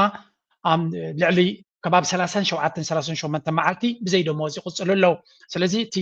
ኤር ትራፊክ ኮንትሮለርስ ይበሃሉ ሰራሕተኛታት 10% ካብኦም መናብሮ ስለ ዝኸፈዶም ብዘይ ደሞዝ ክሰርሑ ካልእ ስራሕ ክደልዩ እቲ ስራሕ ተጠው ስለ ዘበልዎ ኣብ ሰማያት ኣብቲ በረራታት ናይ ኣሜሪካ ዓብ ፀገም ተፈጢሩ ኣሎ ማለት እዩ እዚ እንታይ ዘርእየካ ንሱ ብዛዕባ ካልኦት ሃገራት ስርዓታት ንምቕያር ኣብ ቬኔዙዌላ ኣብ ኢራን ዶ ኩናት ጀመርኩ ንናይጀርያ ዶ ቴሮሪስት ይሃረምኩ ንካልእ ዶ ድራማታት ክገብር ኣብ ውሽጢ ዓዲ ግን ደሞዝ ናይ ሰራሕተኛታቱ ንክኸፍል ፖለቲካዊ መፍትሒ ክገብር ዘይከኣለ መራሒ ኣብ ዓለም እንተሎ ዶናልድ ትራምፕ ይበሃል ሽሙ ስለዚ ኣብ ኣሜሪካ ዘሎ ድራማ ናይ ብሓቂ ብቓላት ገሊፅካ ክትወፅኦ ዘይትኽእል ነገር እዩ ስለምንታይ ከምኡ ይኾኑ ኣለዉ እዚ ንዕኦም ዝምልከት ኮይኑ እስከ ንስማዕ እቲ ስቶሪ ኢትስ ፋሲኔቲንግ Shutdown happens when the US Congress fails to agree on a budget. And without that agreement, without a budget, funding stops. And when funding stops, many government offices close. Some employees are sent home. Others, like air traffic controllers, still have to work, but they don't get paid. Right now, that's the reality for more than 1.4 million federal workers. The shutdown began on the 1st of October. After 36 days, its impacts are hard to miss. In fact, one of the biggest is in the sky. Yesterday, ከም ንሪኦ ዘለና እቲ መንግስቲ ንሳቶም ቶም ፖለቲከኛታት መሓድሕዶም ኣብ ዘለዎም ንእስራኤል ንሕግዝ ወላ ንዩክሬን ንክንሕግዝ ዶስ ካልእ ኩናት ናብ ቬኔዙዌላ ንስደድ ወይ እውን ናብ ናይጀርያ ኣቦታት ክዘራረቡ ከለዉ ተራ ህዝቢ ድማ ከም ትሪእዎ ዘለኹም ወላ እውን ኣብ ኣገደስቲ ነቲ ሃገር ዘገድሱ ፅላታት ዝሰርሑ ዘለዉ ደሞዞም ስለ ዘይክፈሉ ዘለዉ ኣብ ኣሜሪካ ድማ ልዕሊ ዓቕሙ ሌቨሬጅ ዘለዎ ሕብረተሰብ ልዕሊ ዓቕሙ እንታይ ዝበሃል ኣሎ ቁጠባ ኣሜሪካ ደሞዝካ 100,000 ተኮይኑ ናይ 100,000 ሂወት እዩ ዝነብር ሰይፍ ኣይገብርን ይብለኩም ኣለኹን ናይ ካብቲ ዝግብኦ ንላዕሊ ገዛ እዩ ዝገዝእ ስለዚ ነታ ደሞዝ እቲኣ ኣብቲ ናይ ሞርጌጅ ፔይመንት ድዩ ናይ መኪና ፔይመንት ድዩ ናይ ገለ ፔይመንት ዳርጋ ኩሉ ሰበብ ብደሞዙ ዝተሓዘ ይድበሃል ስለዚ ካብ ወርሒ ንወርሒ ፔይቼክ ቱ ፔይቼክ ምንባር እዩ እቲ ላይፍ ስታይል ናቶም ማዕረቱ ደሞዝ ስለ ዝዓቢ ብኸመይ ፀብፃብ ክረአ ከሎ 700 ህዝቢ ኣሜሪካ ፔይቼክ ቱ ፔይቼክ እዩ ዝነብር ንኢመርጀንሲ ዝኸውን 2,000 እውን የብሉን ዝብል ከምኡ እዩ ኩሎም ድኻታት ኮይኖም ኣብ ፅርግያ ስለ ዝሓድሩ ይኮኑን ማዕረታ ደሞዞም ከምኡ ድማ ኣብ ልዕሊኡ ዝኾነ ይኹን ክሬዲት ላይን ወሲኾም ፉሊ በቲ ደሞዞም እዮም ዝነብሩ እንታይ ዘርእየካ ኣብ ካልእ ዓለም ኣነ ንኣብነት ካብ ደሞዘይ መብዛሕቲ ግዜ ብፍርቂ ክነብር ዝመርፅ ትሕትኡ እውን ተኽኢለ ማለት እዩ መብዛሕቲ ግዜ ላይፍ ስታይል ናተይ ኮንቴይን ክገብሮ እየ ዝደሊ ሂወተይ ማዕረቲ ደሞዘይ ክኸውን ኣይደልዮን እየ ካብ ደሞዘይ ገለ ክፋል ካብ ንእስነተይ ዝነበረ ተሓሳስባይ ሴፍ ክገብር ኣለኒ ከቐምጥ ኣለኒ ስደተኛ ወይ እውን ካብ ፅጉም ስድራይ መፅአ ክሓልፈለይ ተኮይኑ ድማ ገንዘብ ከቐምጥ ኣለኒ ኣነ ክገብራ ዝኽእል ኣብ ዓለም ካብታ ዘለዋ ደሞዘይ ርየ ክንደይ ደሞዘይ ርየ ካብዚኣተን ገዛ ክራይካ ድዩ ክዳንካ ድዩ ሂወትካ ድዩ መሳሪፍካ ድዩ ምስኡ ክትዕቅኖ ኣለካ ስለዚ ደሞዝካ ስለ ዝወሰኸ ላይፍ ስታይል ናትካ ክትኮስ ኣሎ ማለት ኣይኮነን እዚ ነዚ እንተኽኢልካ ጥራይ ካብ ቁጠባ ክትዕወት ትኽእል ኣብ ኣሜሪካ ግን እዚ ኮንሰፕት ዝጠፊ እዩ መብዛሕትኡ ሰብ በቲ ደሞዙ ዝኣክል ላይፍ ስታይል ሕጂ ኩሉ ንጥፍኣት ጥራይ ይብለኩም የለን ወላ ገዛ ክትገዝእ ከለካ እዮም ዝብሉ ገዛ ክትገዝእ ከለካ ትሕቲ ባጀትካ ክኸውን ክኽእል ኣሎ ማዕረቲ ደሞዝካ ዓቂንካ ናይ 500,000 ክትገዝእ ዝግባእካ ደሞዘይ ብዙሕ ኢልካ ናይ ሚልዮን ገዛ ትገዝእ እንተለካ ንባዕልካ ኣብ ሓደጋ ኢኻ ተኣቱ ዘለካ ምክንያቱ እቲ ዘለካ ባፈር ይብልዎ መንቀሳቐሲ ባጀት ናትካ ስኩዝ እዩ ንእሽተይ ሓደጋ ከምዚ ከጋጥም ከሎ ፀገም ክመፀካ ይኽእል ስለዚ እዚኦም ሰራሕተኛታት እዚኣቶም ድማ ከምዚ ዓይነት ሓደጋ ወሪድዎም ኣሎ መንግስቲ ኣሜሪካ ዶናልድ ትራምፕ ድማ ኣክንዲ ነዚ ምስ ፖለቲከኛታት ናይቲ ሃገሩ ተዘራሪቡ መፍትሒ ዝገብር ተወሳኺ ካልእ ኩናት ተወሳኺ ካልእ ዕግርግር ተወሳኺ ካልእ ፀገም ካልእ ሽግር ክፈጥር እዩ ዝመርፅ ዘሎ ኣብ ኣሜሪካ ድማ ዳርጋ እቲ ህዝቢ ነዚ ከም ሓደ ንቡር ነገር ገይሩ ክርዮ ካብ ዝጅምር ነዊሑ ገይሩ ማለት 37 መዓልቲ ተረዳድዮም ክፈትሑ ይከኣሉ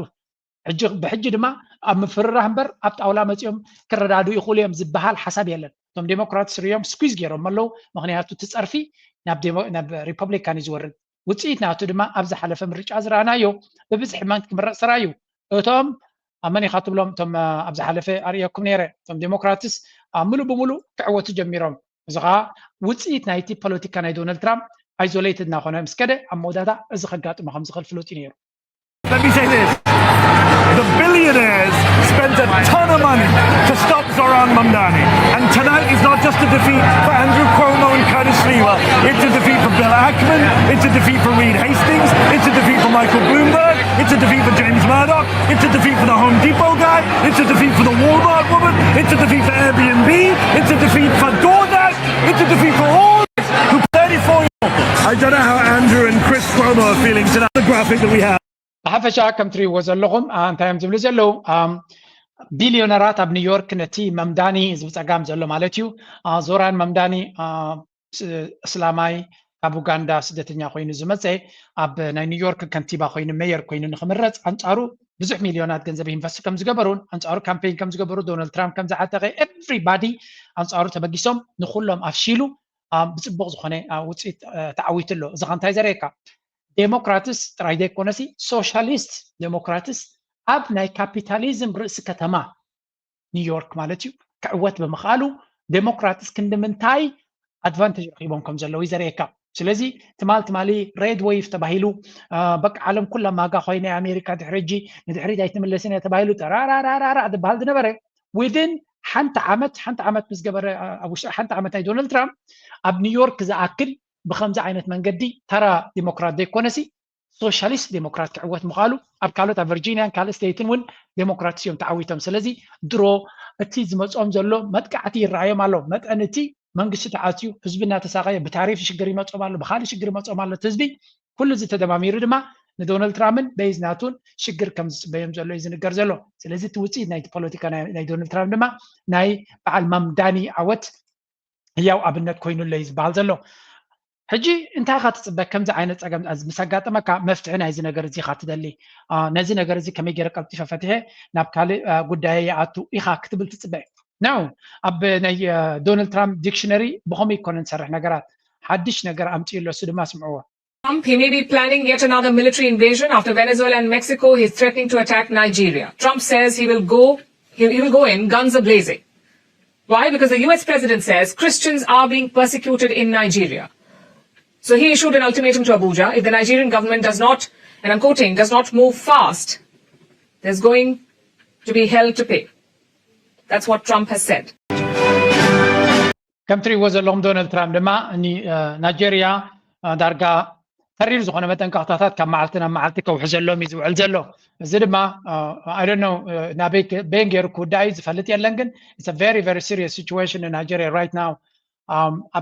It will be fast, vicious, and sweet, just like the terrorist thugs attack our cherished Christians. The Nigerian government better move fast before it's too late. If they don't, there's going to be hell to pay. The warning came just ከም ትሪእዎ ዘለኹም ከምዚ መጠንቀቅታታት ንሓደ ልኡላዊ ሃገር ካብ ካልእ ሃገር እሞኻ ውሽጣዊ ጉዳያት ናቱ ሓደ ኣብዚ ብስል ዝኾነ ፖለቲከኛ እንግሊዛዊ ንዶናልድ ትራምፕ ዝፈትዎ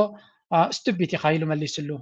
not, how shall I put it, the best read person on the planet. I know that he's sharp, I know that he's a shark in business,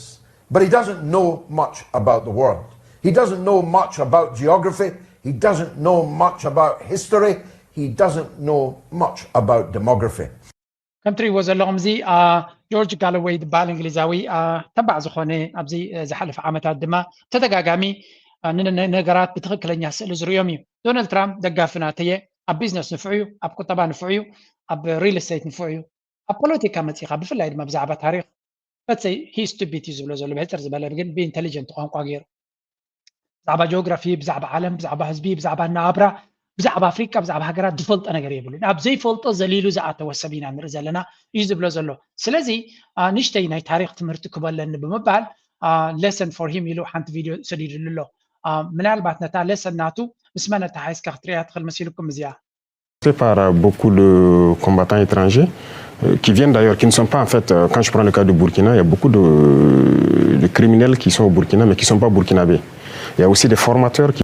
ከም ትሪእዎ ዘለኹም ናይ ቡርኪና ፋሶ ኢብራሂም ትራውሬ ኣብ ዝገብሮ ዘሎ ኢንተርቪዋት መብዛሕትኡ ግዜ እዚ ናይ ግብረ ሽበራ ተባሂሉ ኣብ ቡርኪና ፋሶ ኣብ ማሊ ኣብ ኒጀር ኣብ ናይጀሪያ ዝረኣዩ እዞም ሓይልታት እዚኣቶም ግብረ ሽበራ ኣይኮኑን ኢሉ ወይ እውን ቴሮሪዝም ኣይኮነ እዚ ኢምፔሪያሊዝም እዩ ነቲ መግዛእቲ ነተን ሃገራት ኣዳኺምካ ድሌትካ ፖለቲካ ንክትገብር ዕጡቕ ጉጅለ ኣምፂኻ ብስውር ገንዘብ ትቦ ኣፅዋር ትቦ ምዕቡል ነገር ትቦ ስለያዊ ሓበሬታ ትቦ ቴክኖሎጂ ትቦ ንዑ ክከላኸል የልካ ድማ ኣብቲ ሃገር ከም ድሌትካ እናሰረቕካ እናዘመድካ እንትነብር ስለዚ እዚ ቴሮሪዝም ዝብል ሽም ኣይትሃብዎ ደይመደይሎም ባዕሎም ዝገብርዎ ዘሎ ወይ ነቲ ናይ ቀደም ዝነበረ ምዝመዛናቶም ንምስፍሕፋሕ ዝጥቀምሉ ታክቲክ እዩ ብምባል ብዙሕ ግዜ ንፁር ዝኾነ ዘረባ ዝገብር እዩ ብተደጋጋሚ ድማ ፕሬዚደንት ናይ ኤርትራ ኣብ ዝተፈላለየ መድረኻት ዝበለ እዩ ግብረ ሽበራ ዝበሃል ወይ እውን እዚ ፖለቲካሊ ከመይ ጌርካ ምትትታዊ ንክትገብር ፀላእቲ ባዕልካ ትፍብርኽ ውሽጣዊ ፖለቲካ ናይተን ሃገራት ተጠቂምካ ፀገም ትፈጥር ነቲ ፀገም ትሕውኽ ከም ሓኪም ኮይንካ ኣቲኻ ድማ ምዝመዛኻን ካልእ ሽጣራታትካን ከተተግብር ትኽእል እናበለ ይነግር ኣሎ ማለት እዩ ኩሉ እዚ ንሪኦ ዘለና እንታይ ዘርእየና ዘሎ ህዝቢ ዓለም ነቐሐ ይመፅእ ከም ዘሎን በዓል ዶናልድ ትራምፕ ዝርከብዎ ዓለም ግን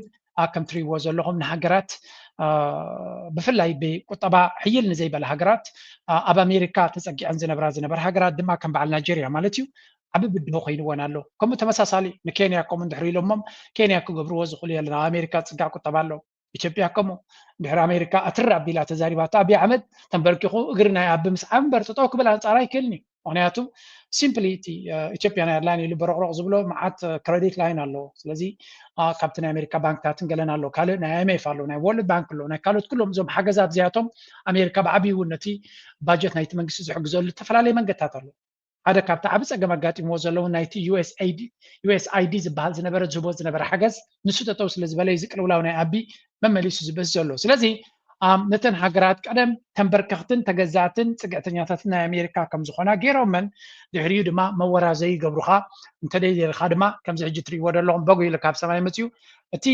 ቦኮ ሓራም ዝያዳ ዝቆትሎም ኣስላም ምዃኖም እዮም ዝንገር ኣብቲ ናይ እስላም ዞባታት ድማ ዝያዳ ዝረአ ግን ክርስቲያን ድማ ይቀትል እዩ ስለዚ ንቦኮ ሓራም ከም ግብረ ሽበራ ንክትኣልዮ ትደሊኻ ምስቲ መንግስቲ ክትዘራረብ ትኽእል ተደየለ ግን ንሓደ ልኡላዊ ሃገር ጥሪ ኢልካ ሓሊፍካ ዝግበር ንግብረ ሽበራ ንምእላይ ዘይኮነ ነታ ሃገር ፋሕብትን ኢቲኻ ነቲ ፖለቲካ ናታ ዘራሪካ ንክትጥቀም ዝግበር ሽጣራ ምዃኑን ዶናልድ ትራምፕ ዝገብሮ ዘሎ ድማ ናይ ኣቦታቱን ናይ ኣባ ሓጎታቱን ሞዴል ዳ እምበር ሓድሽ ነገር ዝፈጠሮ እውን ከምዘየለ እዮም ዝነግሩ ዘለዎ ስለዚ ኣብ መወዳእታ እቲ ጉዳይ እቲ ሰብ ኣስተብሂሉ ክርዮ ዘለዎ ኩሉ እቲ ዝረአ ዘሎ ፖለቲካ ንሃገራት ኣፍሪካ ዓብ ብድሆ ክፈጥረለን ዝኽእል ኩነታት ኢና ንርኢ ዘለና ሃገራት ኣፍሪካ ኣብ ነፍሰን ተመርኩሰን ብናተን ኣካይዳ ክኸዳ ኣብ ናተን ዓቕምታት ኣብ ናተን ፀጋታት ደልዲለን ክሳብ ዘይከዳ ክዕወት ኣይከላን እየን ስለዚ ንዑ ንክትገብር ድማ ዋላ እቲ ሰልፍ ሪላየንስ ዝበሃል ከም ሞዴል ከይትፈትዎ ትኽእል ኢኻ ኣብ መወዳእታ ግን ንሱ እንተዘይብልካ ክመፀካ ዝኽእል ሓደጋ ኣብ ቅድሚ ዓይንና ኤቭሪዴይ ንሪኦ ኣለና ኣብዚ እዋን እዚ Russian President Vladimir Putin pushing forward with nuclear tests a week after President Trump suggested that the United States would conduct our own. But Trump says there's another path.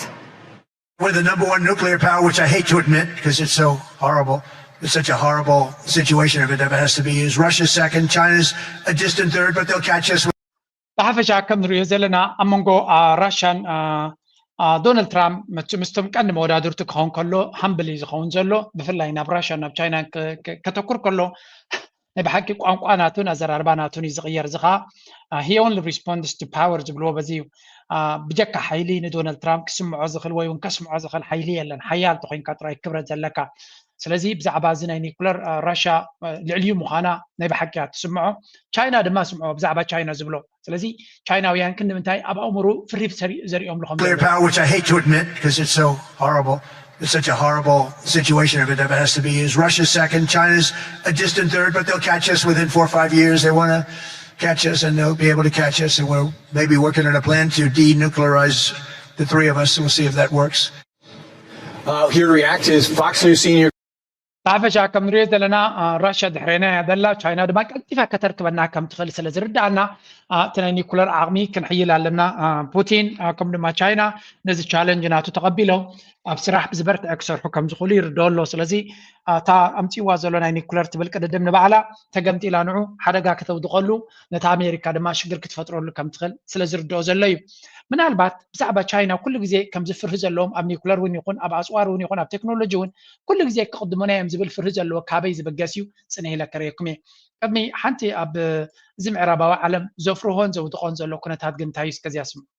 being socially engineered to hate men and men are being socially engineered to be gay. Don't at me. It's just what I see. I've picked up on it. They're just making men more and more effeminate, encouraging effeminate behavior. And so to further that initiative, there's been a movement originally started by, you guessed it, a psychoanalyst, and that movement is called Single Mothers by Choice. And I'm going to let you hear about that on a recent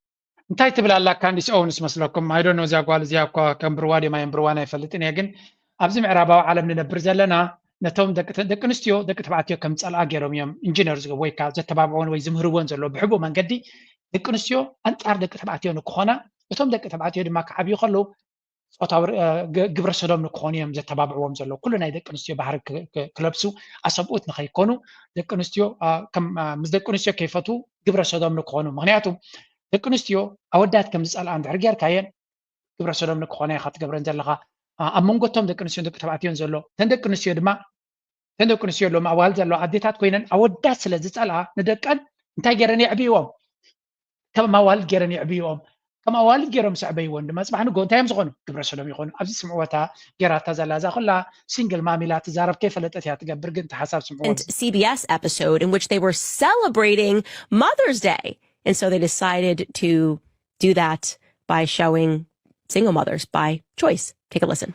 In honor of Mother's Day this Sunday, we're taking a look at a growing trend in motherhood, women becoming single moms by choice. I said to myself, in 15 to 20 years, would I be more upset that I didn't have a kid or more upset that I didn't fall in love and get married? And I was like, if I didn't have a kid, for me, I feel like my life wouldn't be. ስለዚህ እንታይ ይብሉ ለው ኣብዚ ብቴሌቪዥን ሃገራዊ ቴሌቪዥን ገይሮም እዮም ደቂ ኣንስትዮ ብድሌተን ብምርጨን ሲንግል ማም ክኾና ይመርጽ ኣለዋ እዚ ኸንታዩ ፍቕሪ ሓዳር ገለመለ ቦታ የብሉን ሲንግል ማም ንክትከውን ከም ሓደ ዓብ ነገር ብምርጫኻ ሲንግል ማም ንምዃን እንታይ ማለት እዩ ስወል ተባዕታይ ትድቅስ ወይ ወንገለ ሽዑ ውላድ ጥራይ ትገብር ሓዳር ትርጉም ከም ዘይብሉ ታጓል በይና ኮይና ክትከይድ ከም ትኽእል እዚ ሕጂ ኩሉ እዚ ሲንግል ማም ተባሂሉ ዝድረፍ ዶ ገለ ሓረካት ዝግበር ኣካል ናይቲ ኢንጂነሪን እዩ ክንደይ ኣለዋ ነዚ ከይፈለጣ ነቲ ጌም ዝፅወ ዘሎ ከይፈለጣ ኣብቲ ጌም ወሪደን ሲንግል ማም ፓወር ኣለዋ ዶ ገለ ዶ ኖ ደቂ ኣንስትዮ ሲንግል ማም ክኾና ዝኽእላ ሕማቕ ሰብኣይ ስለ ዘጋጥመን ክኸውን ይኽእል እዩ ግፍዐኛ ሓሳኢ መሰላ ዘይኽብር ግቡእ ዘይፈልጥ ተጋጢሞ ሲንግል ማም ክትከውን ትኽእል እያ ነዚ ድማ ማንም ሰብ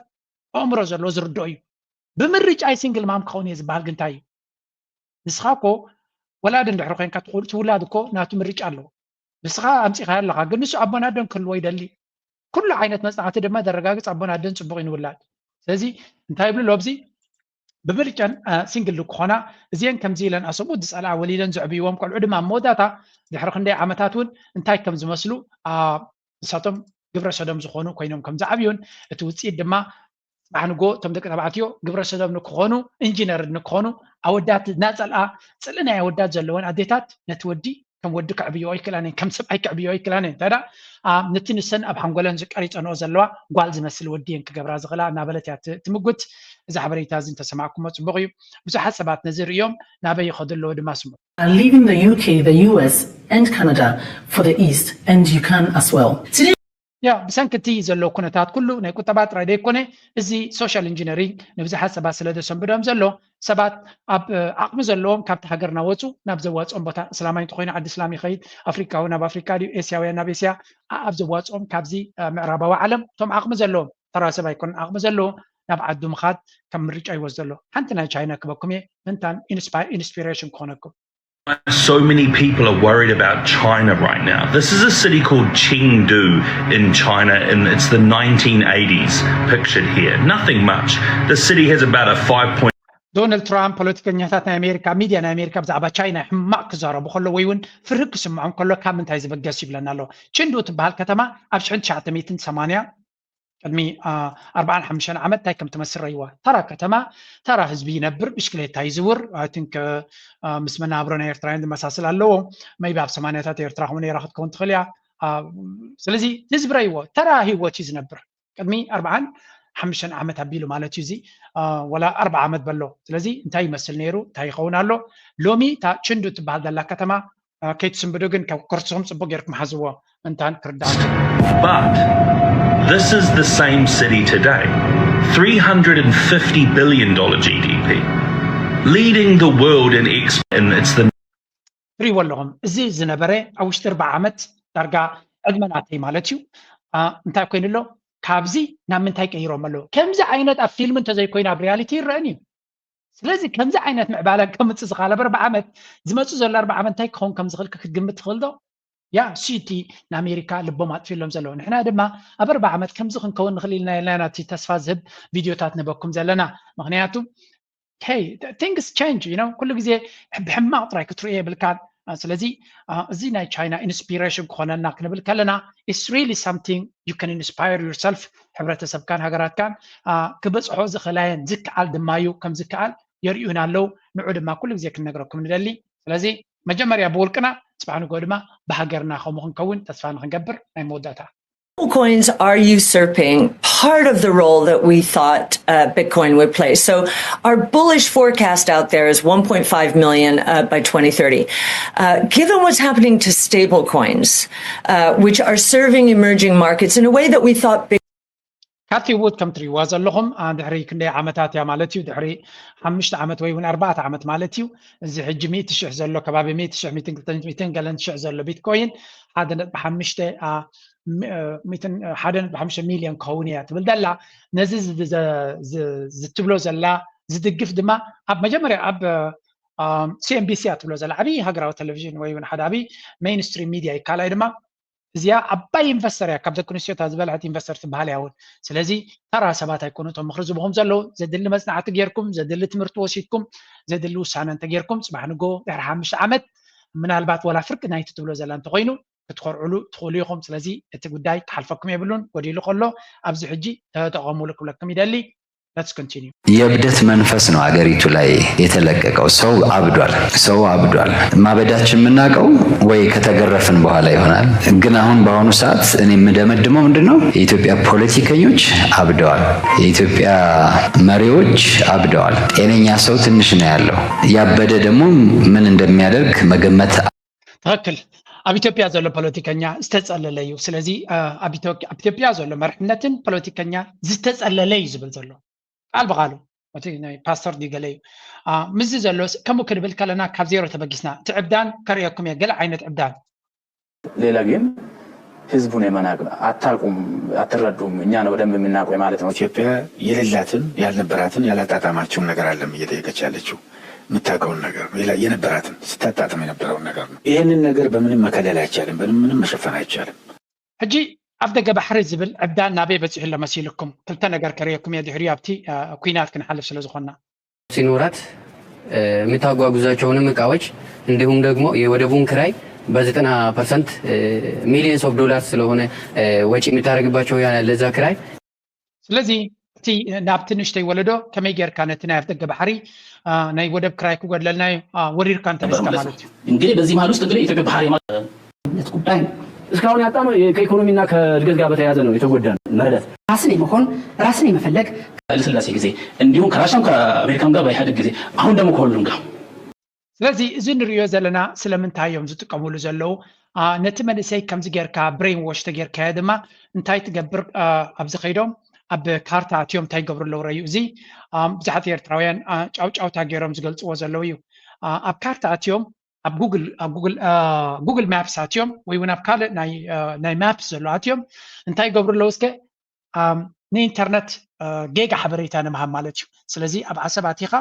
ኣብቲ ዓሰብ ቦታ ኬድካ ነቲ ሎኬሽንስ እንታይ ኢልካ ቢዝነስ ከም ዘለካ ትካል ከም ዘለካ ሬጂስተር ትገብር ኣብቲ ቦታት ማለት እዩ ስለዚ ኣትዮም ኣብ ናይ ዓሰብ ቦታታት ከይዶም እቶም መንእሰያት ማለት እዩ ብሽም ኢትዮጵያ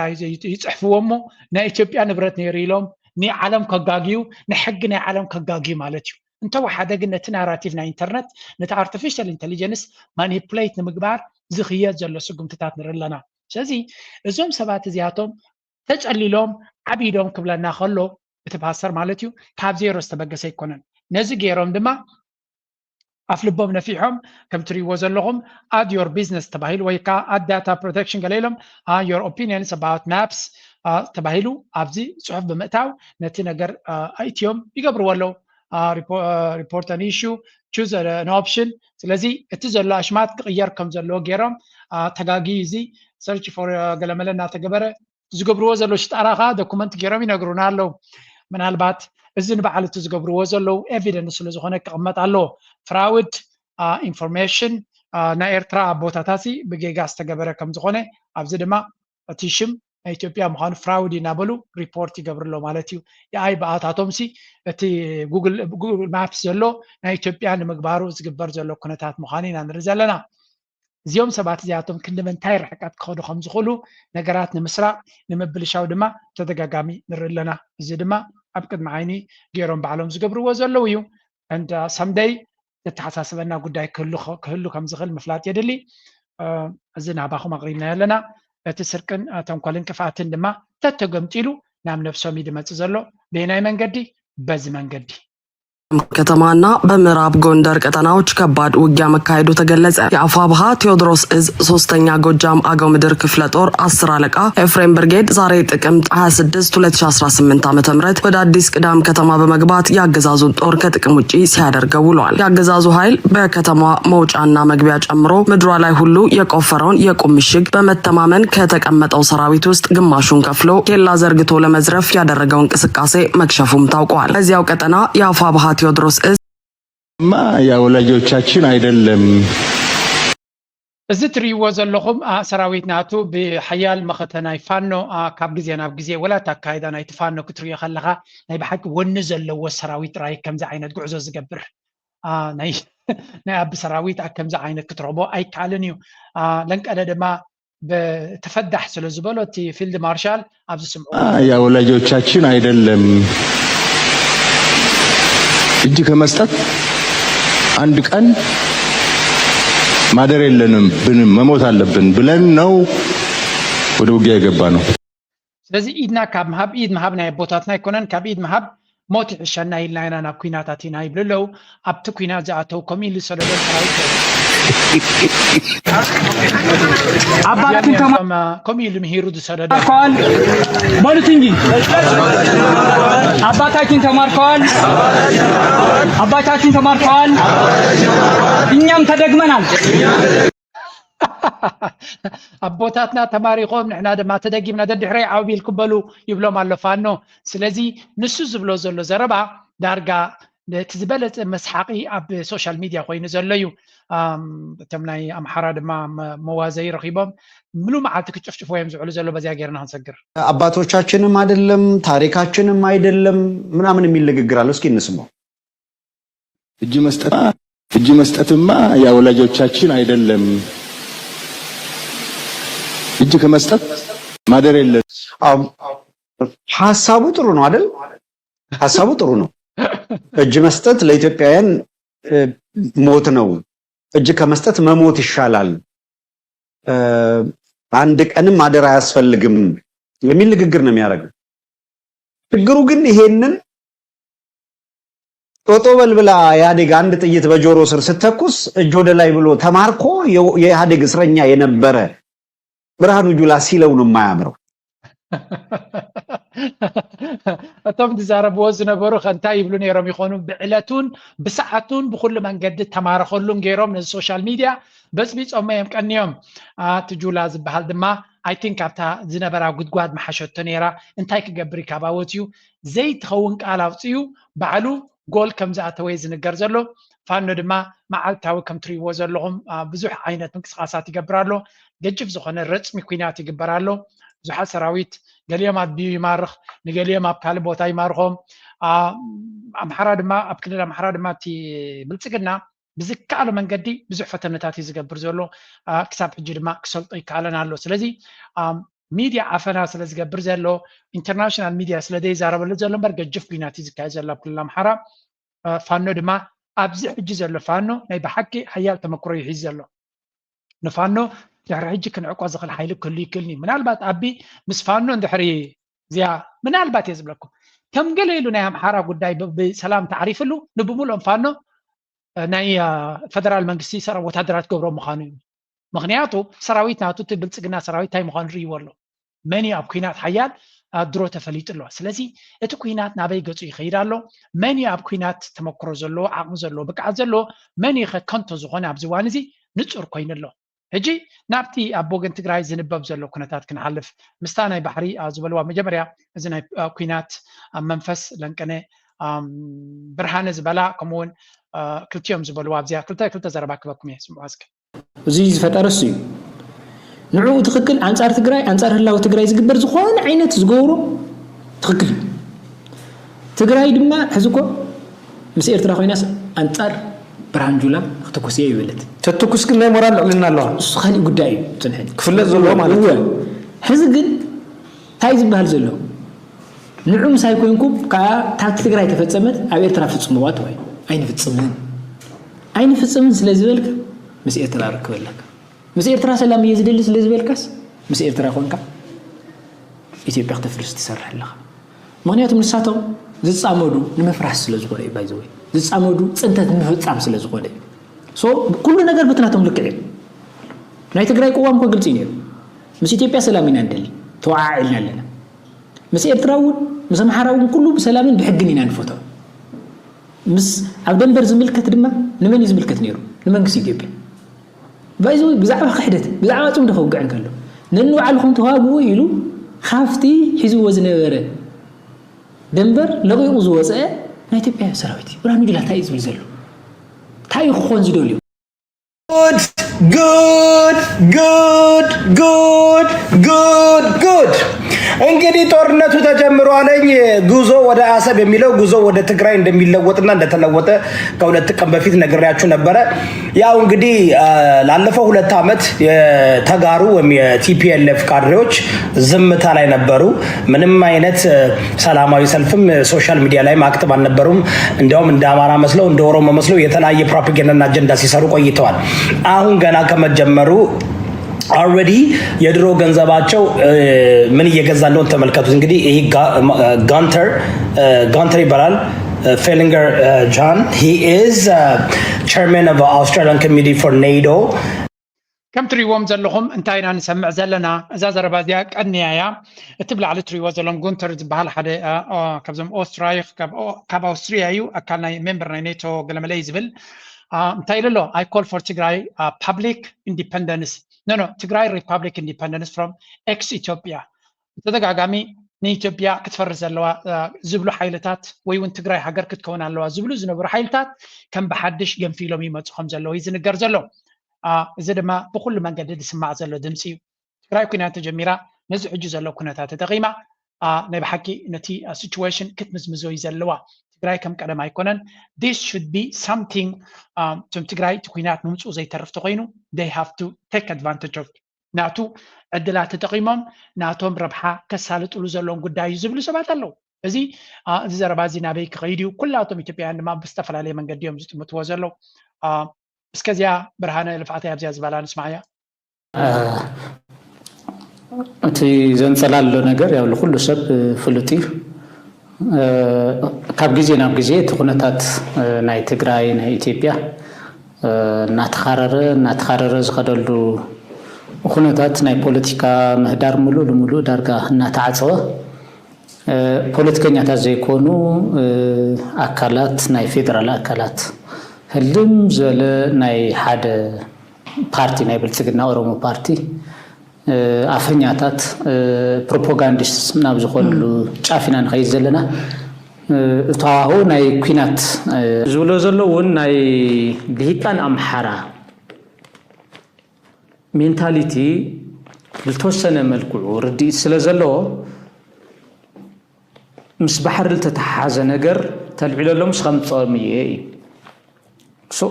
ሰባት ኣብ ዙርዩ ንምዕሳል ዝገብሮ ምንቅስቃስ እዩ ከምናተይ ምናልባት ንሕና ለይንፈልጦ ኣብቲ እዋን ኩናት ኣብቲ እዋን ፅንተታዊ ኩናት ትግራይ መንግስቲ ኤርትራን መንግስቲ ኢትዮጵያ ናይ ባዕሎም ስምምዕነት ተዘይነይርዎም ማለት እዩ ኣነ እዚ ኸ ካብ መስኻ እዚ ትበኒ ዝብል ስምምዕነት ተዘይነይርዎም ካብዚ ወፃእ ብዘሎ ኩነታት ኣብይ ኣሕመድ ዓሰብ ፍሕዝቲ ኮይኑ ሳልሳይ ኩናት ዓለም እዩ ዝለዓል ናይ ዓለም ሕጊ እዩ ዝጠሓስ ትርጉም ሉዓላዊነት ትርጉም ዩናይትድ ኔሽን እዩ ዝጠፍእ ትርጉም ሕጊ እዩ ዝጠፍእ ዘይኸውን ነገር እዩ ዝብስሩ እዚ ናይ ዩናይትድ ኣረብ ኤምሬት ገለ ኣጀንዳ ሒዝካ ሽልክ ሃለውሎ ምባል ትኽክል ኣይኮነን እዩ ብስሩ እውን ኣነ ከም ትግራዋይ ማለት እዩ ኢትዮጵያ ዓሰብ ክትውንን ኣይደልን ኣነ ከም ትግራዋይ ሓደጋ ኢላና መፅነት ኢና እዩ ኣይኮነ እንደ ዓሰብ ወኒና ብጅቡቲ ኪራይ ከፊላ ተምፆ መፅዋራት እኳስ ከመይ ትገብረና ከም ዘላ ስለንፈልጥ ማለት እዩ ናይ እዛ ዘረባ እዚኣ ሹርኒ ብርሃነ ብዙሕ ፀሊእ ከተምፅኣሉ ከም ዝኾነት ምክንያቱ እታ ዘረባ ከም ታይትል ገይሮም ኣብታ ቪድዮ ገይሮማ ነይሮም ኣነ ከም ትግራዋይሲ ኢትዮጵያ ዓሰብ ንኽትረክብ ኣይደልን እየ ምባሉ ከም ሓንቲ ዓባይ ዘረባ ነይራ እቲ ምክንያት ዝህቦ ዘሎ ተሪኻዮ ግን ብዓሰብ ኢሉ ዝመፅእ ንዓሰብ ኣብይ ኣሕመድ ንልምዓት ናይ ኢትዮጵያ ወይ እውን ንምዕባለ ናይ ኢትዮጵያ ዘይኮነ ኣፅዋሪኡ እዩ ነቲ ክገብሮ ዝደሊ ዘሎ ዕንደራ ብሕሱር ዋጋ ንዓዓት ሒዙ ብቁማር ተፃዊቱ ንኩናትን ዕግርግርን ከስፋሕፍሕ ነቲ ናይ ኦሮሞማ ምስፍሕፋሕ ከምኡ ድማ ንሱ ንጉስ ዝኾነሉ መንገዲ ንምስላጥ ተደይ ኮይኑ ካልእ መንገዲ ካልእ ጥበብ ካልእ ብልሒ ካልእ ጣቋ ከም ዘይብሉ እዩ ዝነግር ዘሎ ስለዚ እዛ ዘረባ እዚኣ ኣብ ብዙሓት ሰባት ኣትያላ ድሮ እቶም በቲ ሓደ ወገን ዘሎ ባንዳታት ድማ ከበሮ ሓምሓም ብዛዕባ ዘይኮነ ነዚ ናይ ባሕሪ ጉዳይ ጥርዚ ከብፅሕዎ ንኣቢ ንምሕጓስ ዘይግበር ነገር የለን የባህር በር የማግኘት ጉዳይ ነው። የባህር በር ባለቤትነትና ተጠቃሚነት እንደራደር ነው። ቆይ ኖ አይደለም ልጨርስ። እና ይሄ ነገር የድርድር ጉዳይ አድርጎ አይወስድም። ከላይ ያለው ነው የድርድር ጉዳይ እንጂ ድርድሩ ካልተሳካስ የሚል ነገር ይነሳል። እንግዲህ ድርድሩ ካልተሳካ አማራጭ ጦርነት ነው። ይሄም ተነግሯል። እንድምታው እሱ ነው። ስለዚህ ይሄ ነገር ጦርነት ይመጣብላን ያለም ስጋት አለው። ኢሳያስ ካሁን በፊትም በባድመ ጦርነት መጨረሻ ላይ መጀመሪያው ላይ ባድመ ሲያዝ ጥሪ አድርጓል። አንዲት የአረብ ሀገር የተወረረች ነው፣ አባል የሆነችው ሀገር የተወረረች ነው። ስለዚህ ግብጽ ድረሱልን፣ ሳውዲ ድረሱልን፣ የአረብ ሀገሮች ድረሱልን የሚል ነው ያወጀው በነጋታው። አሁንም የሆነ ያለው የሱ ነው እንግዲህ። ስለዚህ እንደ መንግስት ይሄን ጦርነት የመጣብኝ ነው ብሎ ሊገምት ይችላል። كم تري ور لهم كوينات مرعى خوينو دسمعو بعرزي طواي رئيس زلوم قبر أسرات مالتيو حجون إيرترا كويناتي متأخم زلو سلة ردا زلا نجيب ردؤون كتب لك على تجارات عرب ردؤون نكتب لي تقوي زلا سلسة كوينات دمصوم زلو يرأيهم زلو زبل زرباتاتيو كتاعز نايتس عنشو من تنزل برا كويناتون كمو حنت عرباوي تاجر تورر على يلو بريزنت سياس أو عيد جيرو كم زنبرة I don't know تناتو تاريخ سنداتنا تاريخ أبتنس بينو زحلمون زهوتو تون كاوز بقاس من جناتو سيق خون زغل زبل مناتي زلني نريو زلنا كنا تادما اتكوينات نربحهم كوني لهم زموتو بفلاي جنرالاتن مرحتنا يتقراي أبي مزبل تقلنا خوينهم تفل عليه بروباغاندا زغور زلو بزحاتيهم زجو مديد بحال بتدقاقامي أبتميدياتاتنا أم فكار زيس عوض زلو خوينو كميركات سامورا جنرال سامورا الكاريغا بقدامي عصب ترادي كونسي عصب بس حزب الله صوت هدر كلنا يكون نولا إيرترا كتقلل زدل مخانو بلا بلا نبله زفكره دحري زلو صاد كاني الكار دايل كلاتهم زياتهم نتي كوينات نعبنا محقواس كبرهم حمزه هرم زلو يم انتقون انتايلو زي جون مديد بلوت يفل يبلو تي ناتنايل اسمال صحفي زي جون منغاق لوم بتعمي زحق سن زلو يلو قال عبشاشا عام خمسة يبلو يزاربيو درون ميجن انت زي كوينن كم تعبد مزن برا عقمي سراويت إثيوبيا دارجا يبلون يوزبل زلو تحكي سلازي كم تناي قدم زنبر انت زي كوينو لومي عقمنا سراويت كم زي هلا نالبات تندرونات دنجلن زبل زلو سنت زي كوينا كابو وصاي اصوار وي وتادراو عقمي علني جن بتي اصوار ستراي دي زلو وكالوت حيلታት ተከልዎ ማይክሉ እንደም ዝብል አንተ ቪዲዮ ክባክም እና ተጨባጭ ስጋት አለብኝ ነው የሚለው የሻቢያ አገዛዝ።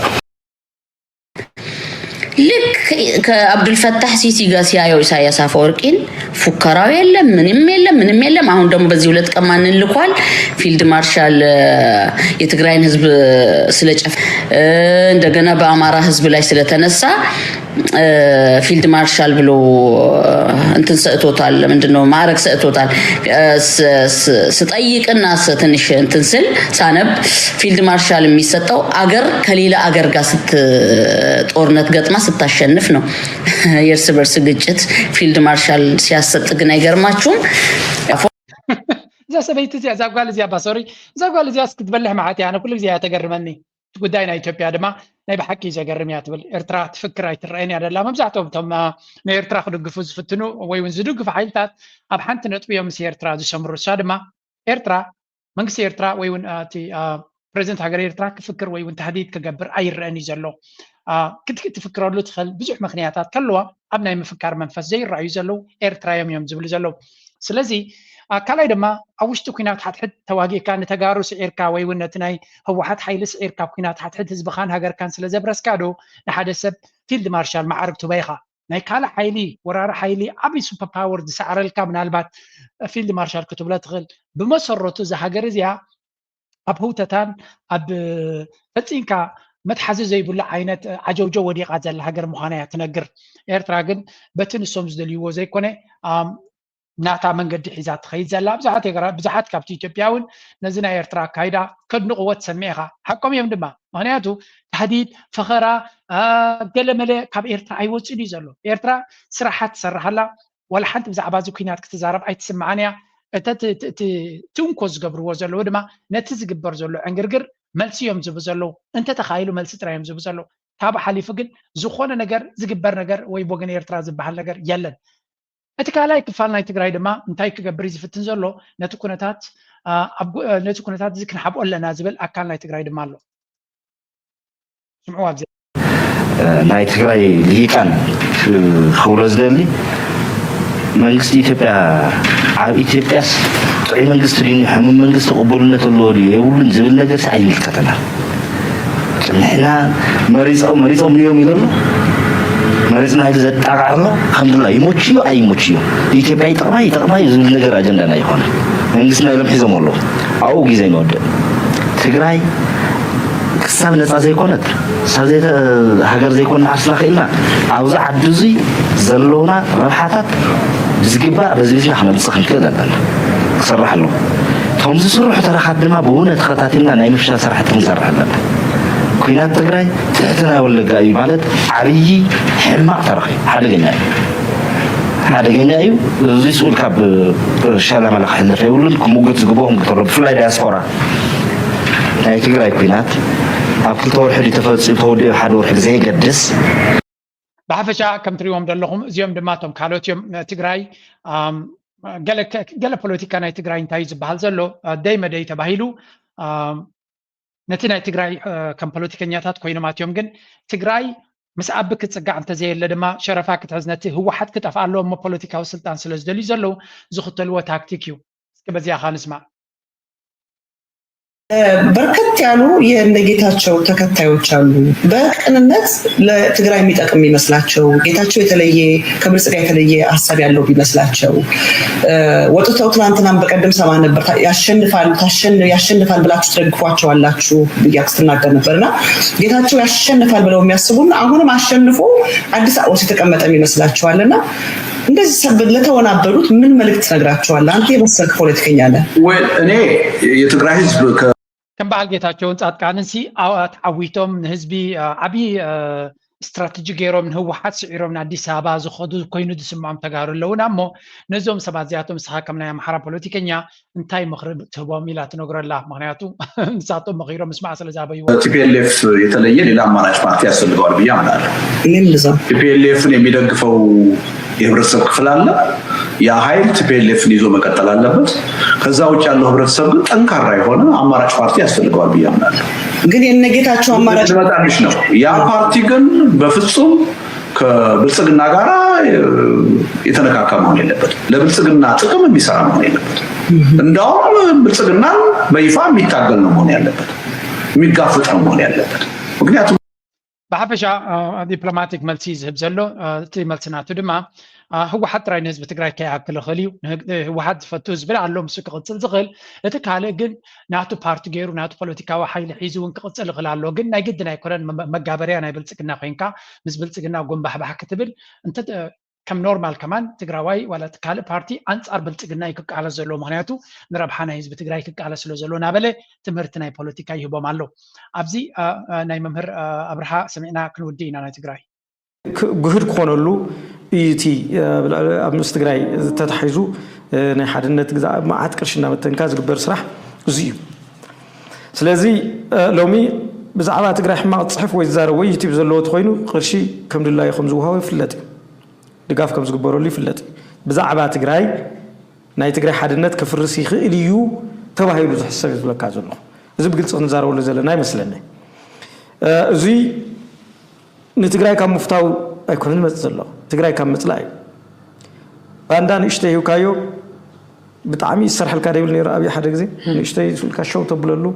ይሰርሕ ብል ነይሩ ካብ ባዕሉ እዩ ዝፈልጦ እሱ ትክክል እዩ ማለት ልምዲ ኣለዎ ባዕሉ ንብዙሕ ዘመናት ናይ ባንዳ ተግባር እናሰርሐ ስለ ዝመፀ ካብ ኢንሳ ጀሚሩ ባዕሉ ስለ ዝበሎ ማለት እዩ ንሕና ኣይኮናን ኢልና ባዕሉ ስለ ዝበሎ ናይ ባንዳ ባህሪ ብተግባር ይፈልጦ እዩ ከመይ ዘለ ምዃኑ ስለ ዝፈልጥ ይዛረብ ዘሎ ስለዚ ኣብ ቀይሕ ባሕሪ ዝግበር ናይ ውግእ ኣዋጅ ፕሮፓጋንዳ መጀመርያ ኣብ ትግራይ ዝፍተን ብትግራይ ዝኸይድ እዚ ብደንብ ግልጽ ክኸውን ክልክል ኣለና ማለት እዩ ግልጽ እዚኣኻ ጽቡቕ ጌርኩም ትሪእዋ ጽቡቕቲ መብርሂ ድማ ይህብለው ኣይ ቲንክ እቲ ፖለቲካ ናይ ትግራይ ኣብዚ እዋን እዚ ሓደ ንጹርነት ዝረኸበ ይመስል እንተኾነ እዚ ንጹርነት እዚ ናብ ኤርትራ ፀጊዕካ ክትከሶ ኣለካ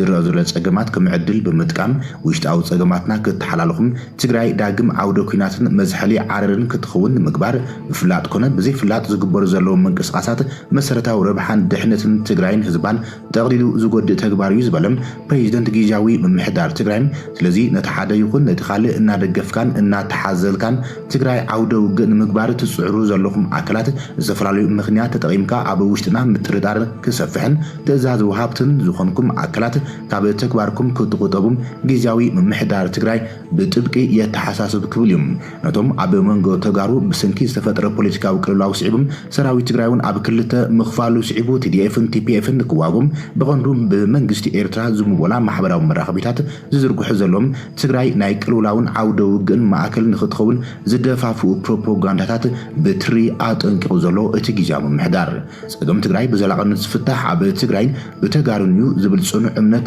ብሓፈሻ እንታይም ዝብሉ ዘለው ኣፀኻደመን ኣብ ዝለምለመሉ እንድዩ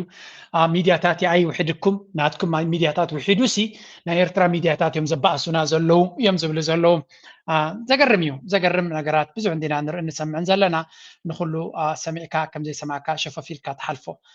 ብዝኾነ ሓንቲ ኣብዚ ካብቲ ኣርእስቲ እዚ ከይወፃና ነዚያ ድማ ስምዑ ላይ እስከ ገለ እቲ ደንበ ተቃውሞ ዝበሃል ካብኡ ዝወፀ ቪድዮ እዚ Now, let's talk about policy. And this is to all the Gunbar supporters. Name me one policy that Gunbar has spoken about. One policy. Zero. There is none. All they say is regime change. That's it. No policy. እንታይ እዩ ዝብሎም ዘሎ እዚ ብሓፈሻ ማለት እዩ ኣበይ ከይሰምዕዎ ዳ እምበር እዚ ኩሉ ፖለቲካዊ ዓጀውጀው ዝርአ ኩሉ ነገር እንድሕሪኢኻ ወላ ሓንቲ ፖሊሲ ዝበሃል ተዛሪቦም ኣይፈልጡን እዮም እንትርፎ ረጂም ቼንጅ ፖለቲካ ዶ ምስ ክስቶ ኮይና ዶ ምስ ከምዚ ኮይና ዶ ናብዚ ከይድና ዶ ከምዚ ገበርና ዶ እንተደይ ኮይኑ ፖሊሲ ክትዛረብ እኮ ፍልጠት ክህልወካ ኣሎ ተመክሮ ክህልወካ ኣሎ ብቅዓት ክህልወካ ኣሎ ካልኣይ ድማ ፖሊሲ ምዝራብ ጥራይ እውን ኩሉ ኣይኮነን ፖሊሲ ናትካ ድማ ንህዝቢ ክትእምን ክትክእል ኣለካ ፖለቲካ ከምኡ እዩ ካብኡ እንኮታ ግንባር ዝብሎ ዘሎ ቃል ካበይ ዝመፀ ድዩ ዳሳት ከተፍርስ እምኒ ክድርብ ምስ ጀመርካ ንዑ እምኒ ኣብ ምፍራስ ዝቆመ ዶ ኣይኮነን ሓሳብ ስለ ዝሰመረ ወይ እውን ሓደ ንጹር ዝኾነ ፖለቲካዊ ቻርተር ስለ ዘቐመጠ ንህዝቢ ኤርትራ ድማ ብሓሳብ ክእምኖ ስለ ዝመረፀ ድዩ ቆይሙ ታዲያ ነቲ ሕጊ ኣኽቢሩ መሰል ናይ ምንባሩ ተጠቂሙ ገንዘቡ ጫሕ ኣቢሉ ሕጊ ናይቲ ሃገር ተኻርዩ ናቱ ክብርታት ናቱ በዓል ናቱ ሃገራውነት ሰላማዊ መንገዲ ንኸተግብር ኢሉ ተኣኪቡ ዘሎ ንከተፍርስ ንዑ ንክትሃርም ኢልካ ተኣኪብካ ዘቆምካዮ እንድሕር ኮይኑ እቲ ማሕበር ከመይ ገይሩ ንፖለቲካዊ ቼንጅ ከምፅእ ወይ እውን ሓደ ዓብይ ናይ ፖሊስን ናይ ሓደ ምሕደራ ኣገባብን ነጊሩ ንህዝቢ እሚኑ ኣብ ናቱ ዙርያ ከርዕም ነቲ እምኒ ምድርባይ ምስ ገደፍካዮ ድማ እናንቆልቆልካ ከይድካ ሎሚ ነፍሲ ወከፍ ጉጅለ ሓሙሽተ ሰብ ሒዙ ተሪፉ ዘሎ እዚ ኣገይን እቲ ፖለቲካ ስራሕ ስለ ዝኾነ ናይ ሚድያ እንጌራ ስለ ዝኾነ ማንም ኣቡ ዓጀውጀው እናበለ እንጌሩ ዘብስለሉ ኩነታት ዳ እምበር ናይ ብሓቂ ብፖለቲካዊ ቻርተር ዝተዘራሪብካ ወይ እውን ናይ ፖለቲካ ሓሳባት ኣቐዲምካ ንህዝቢ ንሕብረተሰብ ዝጠቅም ክገብር ኢልካ ዝሕሰብ ኣይኮነን እውን ከም በዓል ሰልጠነ ግርማይ መፂና ነይሩ እጃ ኣብዚ መፂና ነይሩ ዛ ናይ መጨረሻ ሰልጠነ قال ولا حنتي بأكل نتيل يعني كان 10 دقيقة تاقف نتيلو كم مخادو سبقالي يسمعوا مسيلو وزرباتات تزاري بخيدي بندو ملس له أكل إلا حدث ما حاجة زي واقعكم على حاجة زي كونان أي كتبتو برجين محمدو ما تسيبكم الله أجين دقيت بلو نوجه خيجة نخسايت بلو يلا خطوتو صحواتكم كونكم تخوف نتن عبيت بدوكلا سلطنة قرماي أبز تقرأي متي بحفشا كم تريوم زلهم بهوت ناي سبات من اللقات بمسايتات ناي سبات من اللقات أنا بعلاقات كا بتعم جزاكو في الكاب سالون كان أبو في سكان كين كام عاد جنزب تقعد تقول له ببروباغندا عجو جو كتب سلزو حالك ንስኻ ዘይትዋጋሉ ንስኻ ዘይትስሕነሉ ንስኻ እምኒ ዘይትድርብየሉ ብሂወት ናይ ካልኦት ምልጋጽ ኣካል ናይ ፖለቲካዊ ጎዝጓዝ ኮይኑ ተቆፂሩ ብኡ ገይሮም ክሽቅጡ ዝውዕሉ ቁፅሪ የብሎምን ግን መስኪና እቲ ዘይተረድኦ ድማ ግዳይ ዋጋ ይኸፍለሉ ማለት እዩ እምበር እዚኣቶም ዳ ሓደስ እንታይ ኢሉ ፅሒፍ ርየየስ ገንዘብ ኩሎም ደለይቲ ፍትሒ ተቃወምቲ ተባሂሎም ዝዛረቡ ዘለው ፍትሒ ዝደልይዎ ፍትሒ እንድሕር መፅኡ ኣብ ኤርትራ ቀዳሞት ቤት ፍርዲ ንዓታቶም ይከሓትት ምክንያቱ ብብዙሕ ገበና ዝሕተቱ እዮም ኣብቲ ሚድያ ኮፍ ኢሎም ንሕና ተቃለስቲ ዶ ዲሞክራሲ ምፅኣቲ ንፍትሒ ንቃለሱ ዝብሉ ዘሎ ቀዳሞት እቲ ቤት ፍርዲ ንዓታቶም ይከሓትት ምክንያቱ ዝገበርዎ ገበን ኣዝዩ ብዙሕ እዩ ንቐፅል ኣብ ልዕሊ በዓል ባባ ሮቤል ይኹን ካልኦት በዓል ዶክተር ሻሮን ከምኡውን እቶም ምሁራትና ዝግበር ዘሎ ንምንታይ ድምፂ ህዝብኩም ዘይኮንኩም ኢልካ ዝግበር ዘሎ ኣሻፈረይ ማለት ሓደ ነገር ክንርድኦ ዘለና ንሕና ካብ ፖለቲካ ንላዕሊ ስነ ልቦና እዩ ዝቅድመና ስነ ልቦንኡ ዝተባታተኸ ተስፋ ዝቆረፀ ዝማህመነ መንእሰይ ዋላ ሓንቲ ቁም ነገር ክገብር ኣይኽእልን ስለዚ እዞም ሕጂ ዝቃወምዎም ዘሎ ማህይማት ንሶም ዘፍረስዎ ኣርእስ ክዕርዩ እዮም ለይትን ቀትርን ዝሰርሑ ዘሎ ኩሎም ተማፍቲ ስእሊ ዝገበርኩሞ ምክንያቱ ሲ ካብ ኤውሮጳ ዝድወለና ድዩ ወላ ንሰምዖ ድዩ ነገራት እንተሪእኻዮ እንታይ እዩ በቃ ገለ ዋልድ ብፍኒስትራ ክፀድፋ ናብ መኪና እዛ ሓውና ዝብላ ዘሎ ብኣይ ወገን ቅብልቲ ዘረባያ ማለት ኩሉ ሰብ ኣብ ፖለቲካ ሃገር ፖለቲካ ኮነ ዝተወሰነ ሰባት ዝኸውን እዩ ኩሉ ሰብ ኣይኮነን ኣብ ፖለቲካ ክዛረብ ዘለዎ ድሓር ድማ እዞም ሰባት እዚኣቶም ዝምህሩ ዘለዉ ወይ እውን ሓበሬታ ዝህቡ ዘለዉ ኣካል ናይቲ ሕብረተሰብና ፅምዓት ከም ዘለዎ ስለ ዝፈለጡ እዮም ወይ እውን እቲ ትሕዝቶ ናቶም ሰብ ዝርእዮ ዘሎ ዝፀምዕ ሕብረተሰብ ስለ ዘለና ንሓደ ሰብ ማይ ፀምዩ ዘሎ ሕምባሻ ይኮንካ እንትቦ ወይ እምኒ ይኮንካ እንትቦ ወይ እውን በትሪ ይኮንካ እንትቦ ክዋጋእ ፀምዩ ዘሎ ሰብ ማይ ከትቦ ወይ ካብ ማይ ዝበለፅ ዓሲር ዲገልካ እንተለካ ትቦ ስለዚ እቲ ህዝቢ ንዖም ዝከታተል ዘሎ ነቲ ናቶም ሓበሬታ ስለ ዝደለየ ዝከታተሎም ዘሎ ፖለቲካ ናይ ኩሉ መፍትሒ ይኮነን ከ ፖለቲካ ዘይፀልዎ የለን ኣብ ፖለቲካ ጥዑይ ሕብረተሰብ ክህልወካ ብፖለቲካ ንቃሓት ክህልወካ ኣብ ትምህርቲ ኣብ ጥዕና ኣብ ካልእ ዝነቅሕ ሕብረተሰብ ዝህልወካ ጥራይ እዩ ግን እቲ ፖለቲካ ዝበሃል ሎሚ ርእሲ ዘይብሎም ኣእማን ዝኾኑ እንድሕሪ ሒዞም ኣለዉ ኮይኖም ኩሉ ነገር መዓልታዊ ዝዛረብዎ ዘለዉ ካብ ፖለቲካዊ እቲ ፖለቲካ ናይቲ ተቃውሞ ዝበሃል ዘይተዓወቶ እኮ ብሰንኪቲ ዘሎ ኣካይዳ እዩ ኣይርዶምኒ እኮ ሬፍሌክሽን ዝበሃል የለን ወይ ከዓ ነብስኻሲ ሓደ ግዜሲ እንታይ ኮይና ኢና ዘይተዓወትና ኢልካሲ ግምገማ ዝበሃል የለን ድዩ ማለት ኣልበርት አንስታይን እንታይ ኢሉ ሓደ ነገር ቀፃሊ ክትደግሞ እንተለካ ውፅኢት ፍልይ ዝበለ ውፅኢት ክመፀካ ይክእልኒ ፍሉይ ውፅኢት ክመፀካ ኣካይዳኻን ኣዘራርባኻን ሜላሳትካን ክትቅይር ኣለካ ብሓንቲ መንገዲ እናኸድካ ፍሉይ ውፅኢት ምፅባይ ፅላለ ወይ ዕብዳን ዝበሃል በቲ ናይ ዓለምና ጂኒየስ ዝበሃል ኣልበርት አንስታይን ከምኡ ተባሂሉ ዲፋይንድ ኮይኑ እዚ ዝብሎ ዘሎ እዞም ሰባት እዚኣቶም ዝገብርዎ ዘሎ ፅቡቕ ነገር እዩ ግን ፅቡቕ ህዝቢ ኤርትራ ንኸይረክብ ስለ ዝኾነት ዕላማ ኩሉ ግዜ ንፅቡቕ ዝገብር ዲሞራላይዝ ምግባር ኣብ ፖለቲካ ዘይኣተኻ ኢልካ ኢኻ ምክንያት ድማ ትጥቀመሉ ኤኒዌይ ነዚ ነገር እዚ ነዊሕ ርኢናዮ ሰብ ድማ ነቕሒሉ ምዃኑ ፅቡቕ እዩ ናይ ሎማ ርእሲ ኣብዚ ክውድየ ፕሊስ ላይክ ግበሩ ሼር ግበሩ ርኢቶኹምን ሓሳብኩም ንግደፍ እናበልና እዚኣ ክንገፀኩም أنجل الشمالة أروح أجل أكبر حجاب الجاية تدرر عميك وإنت لا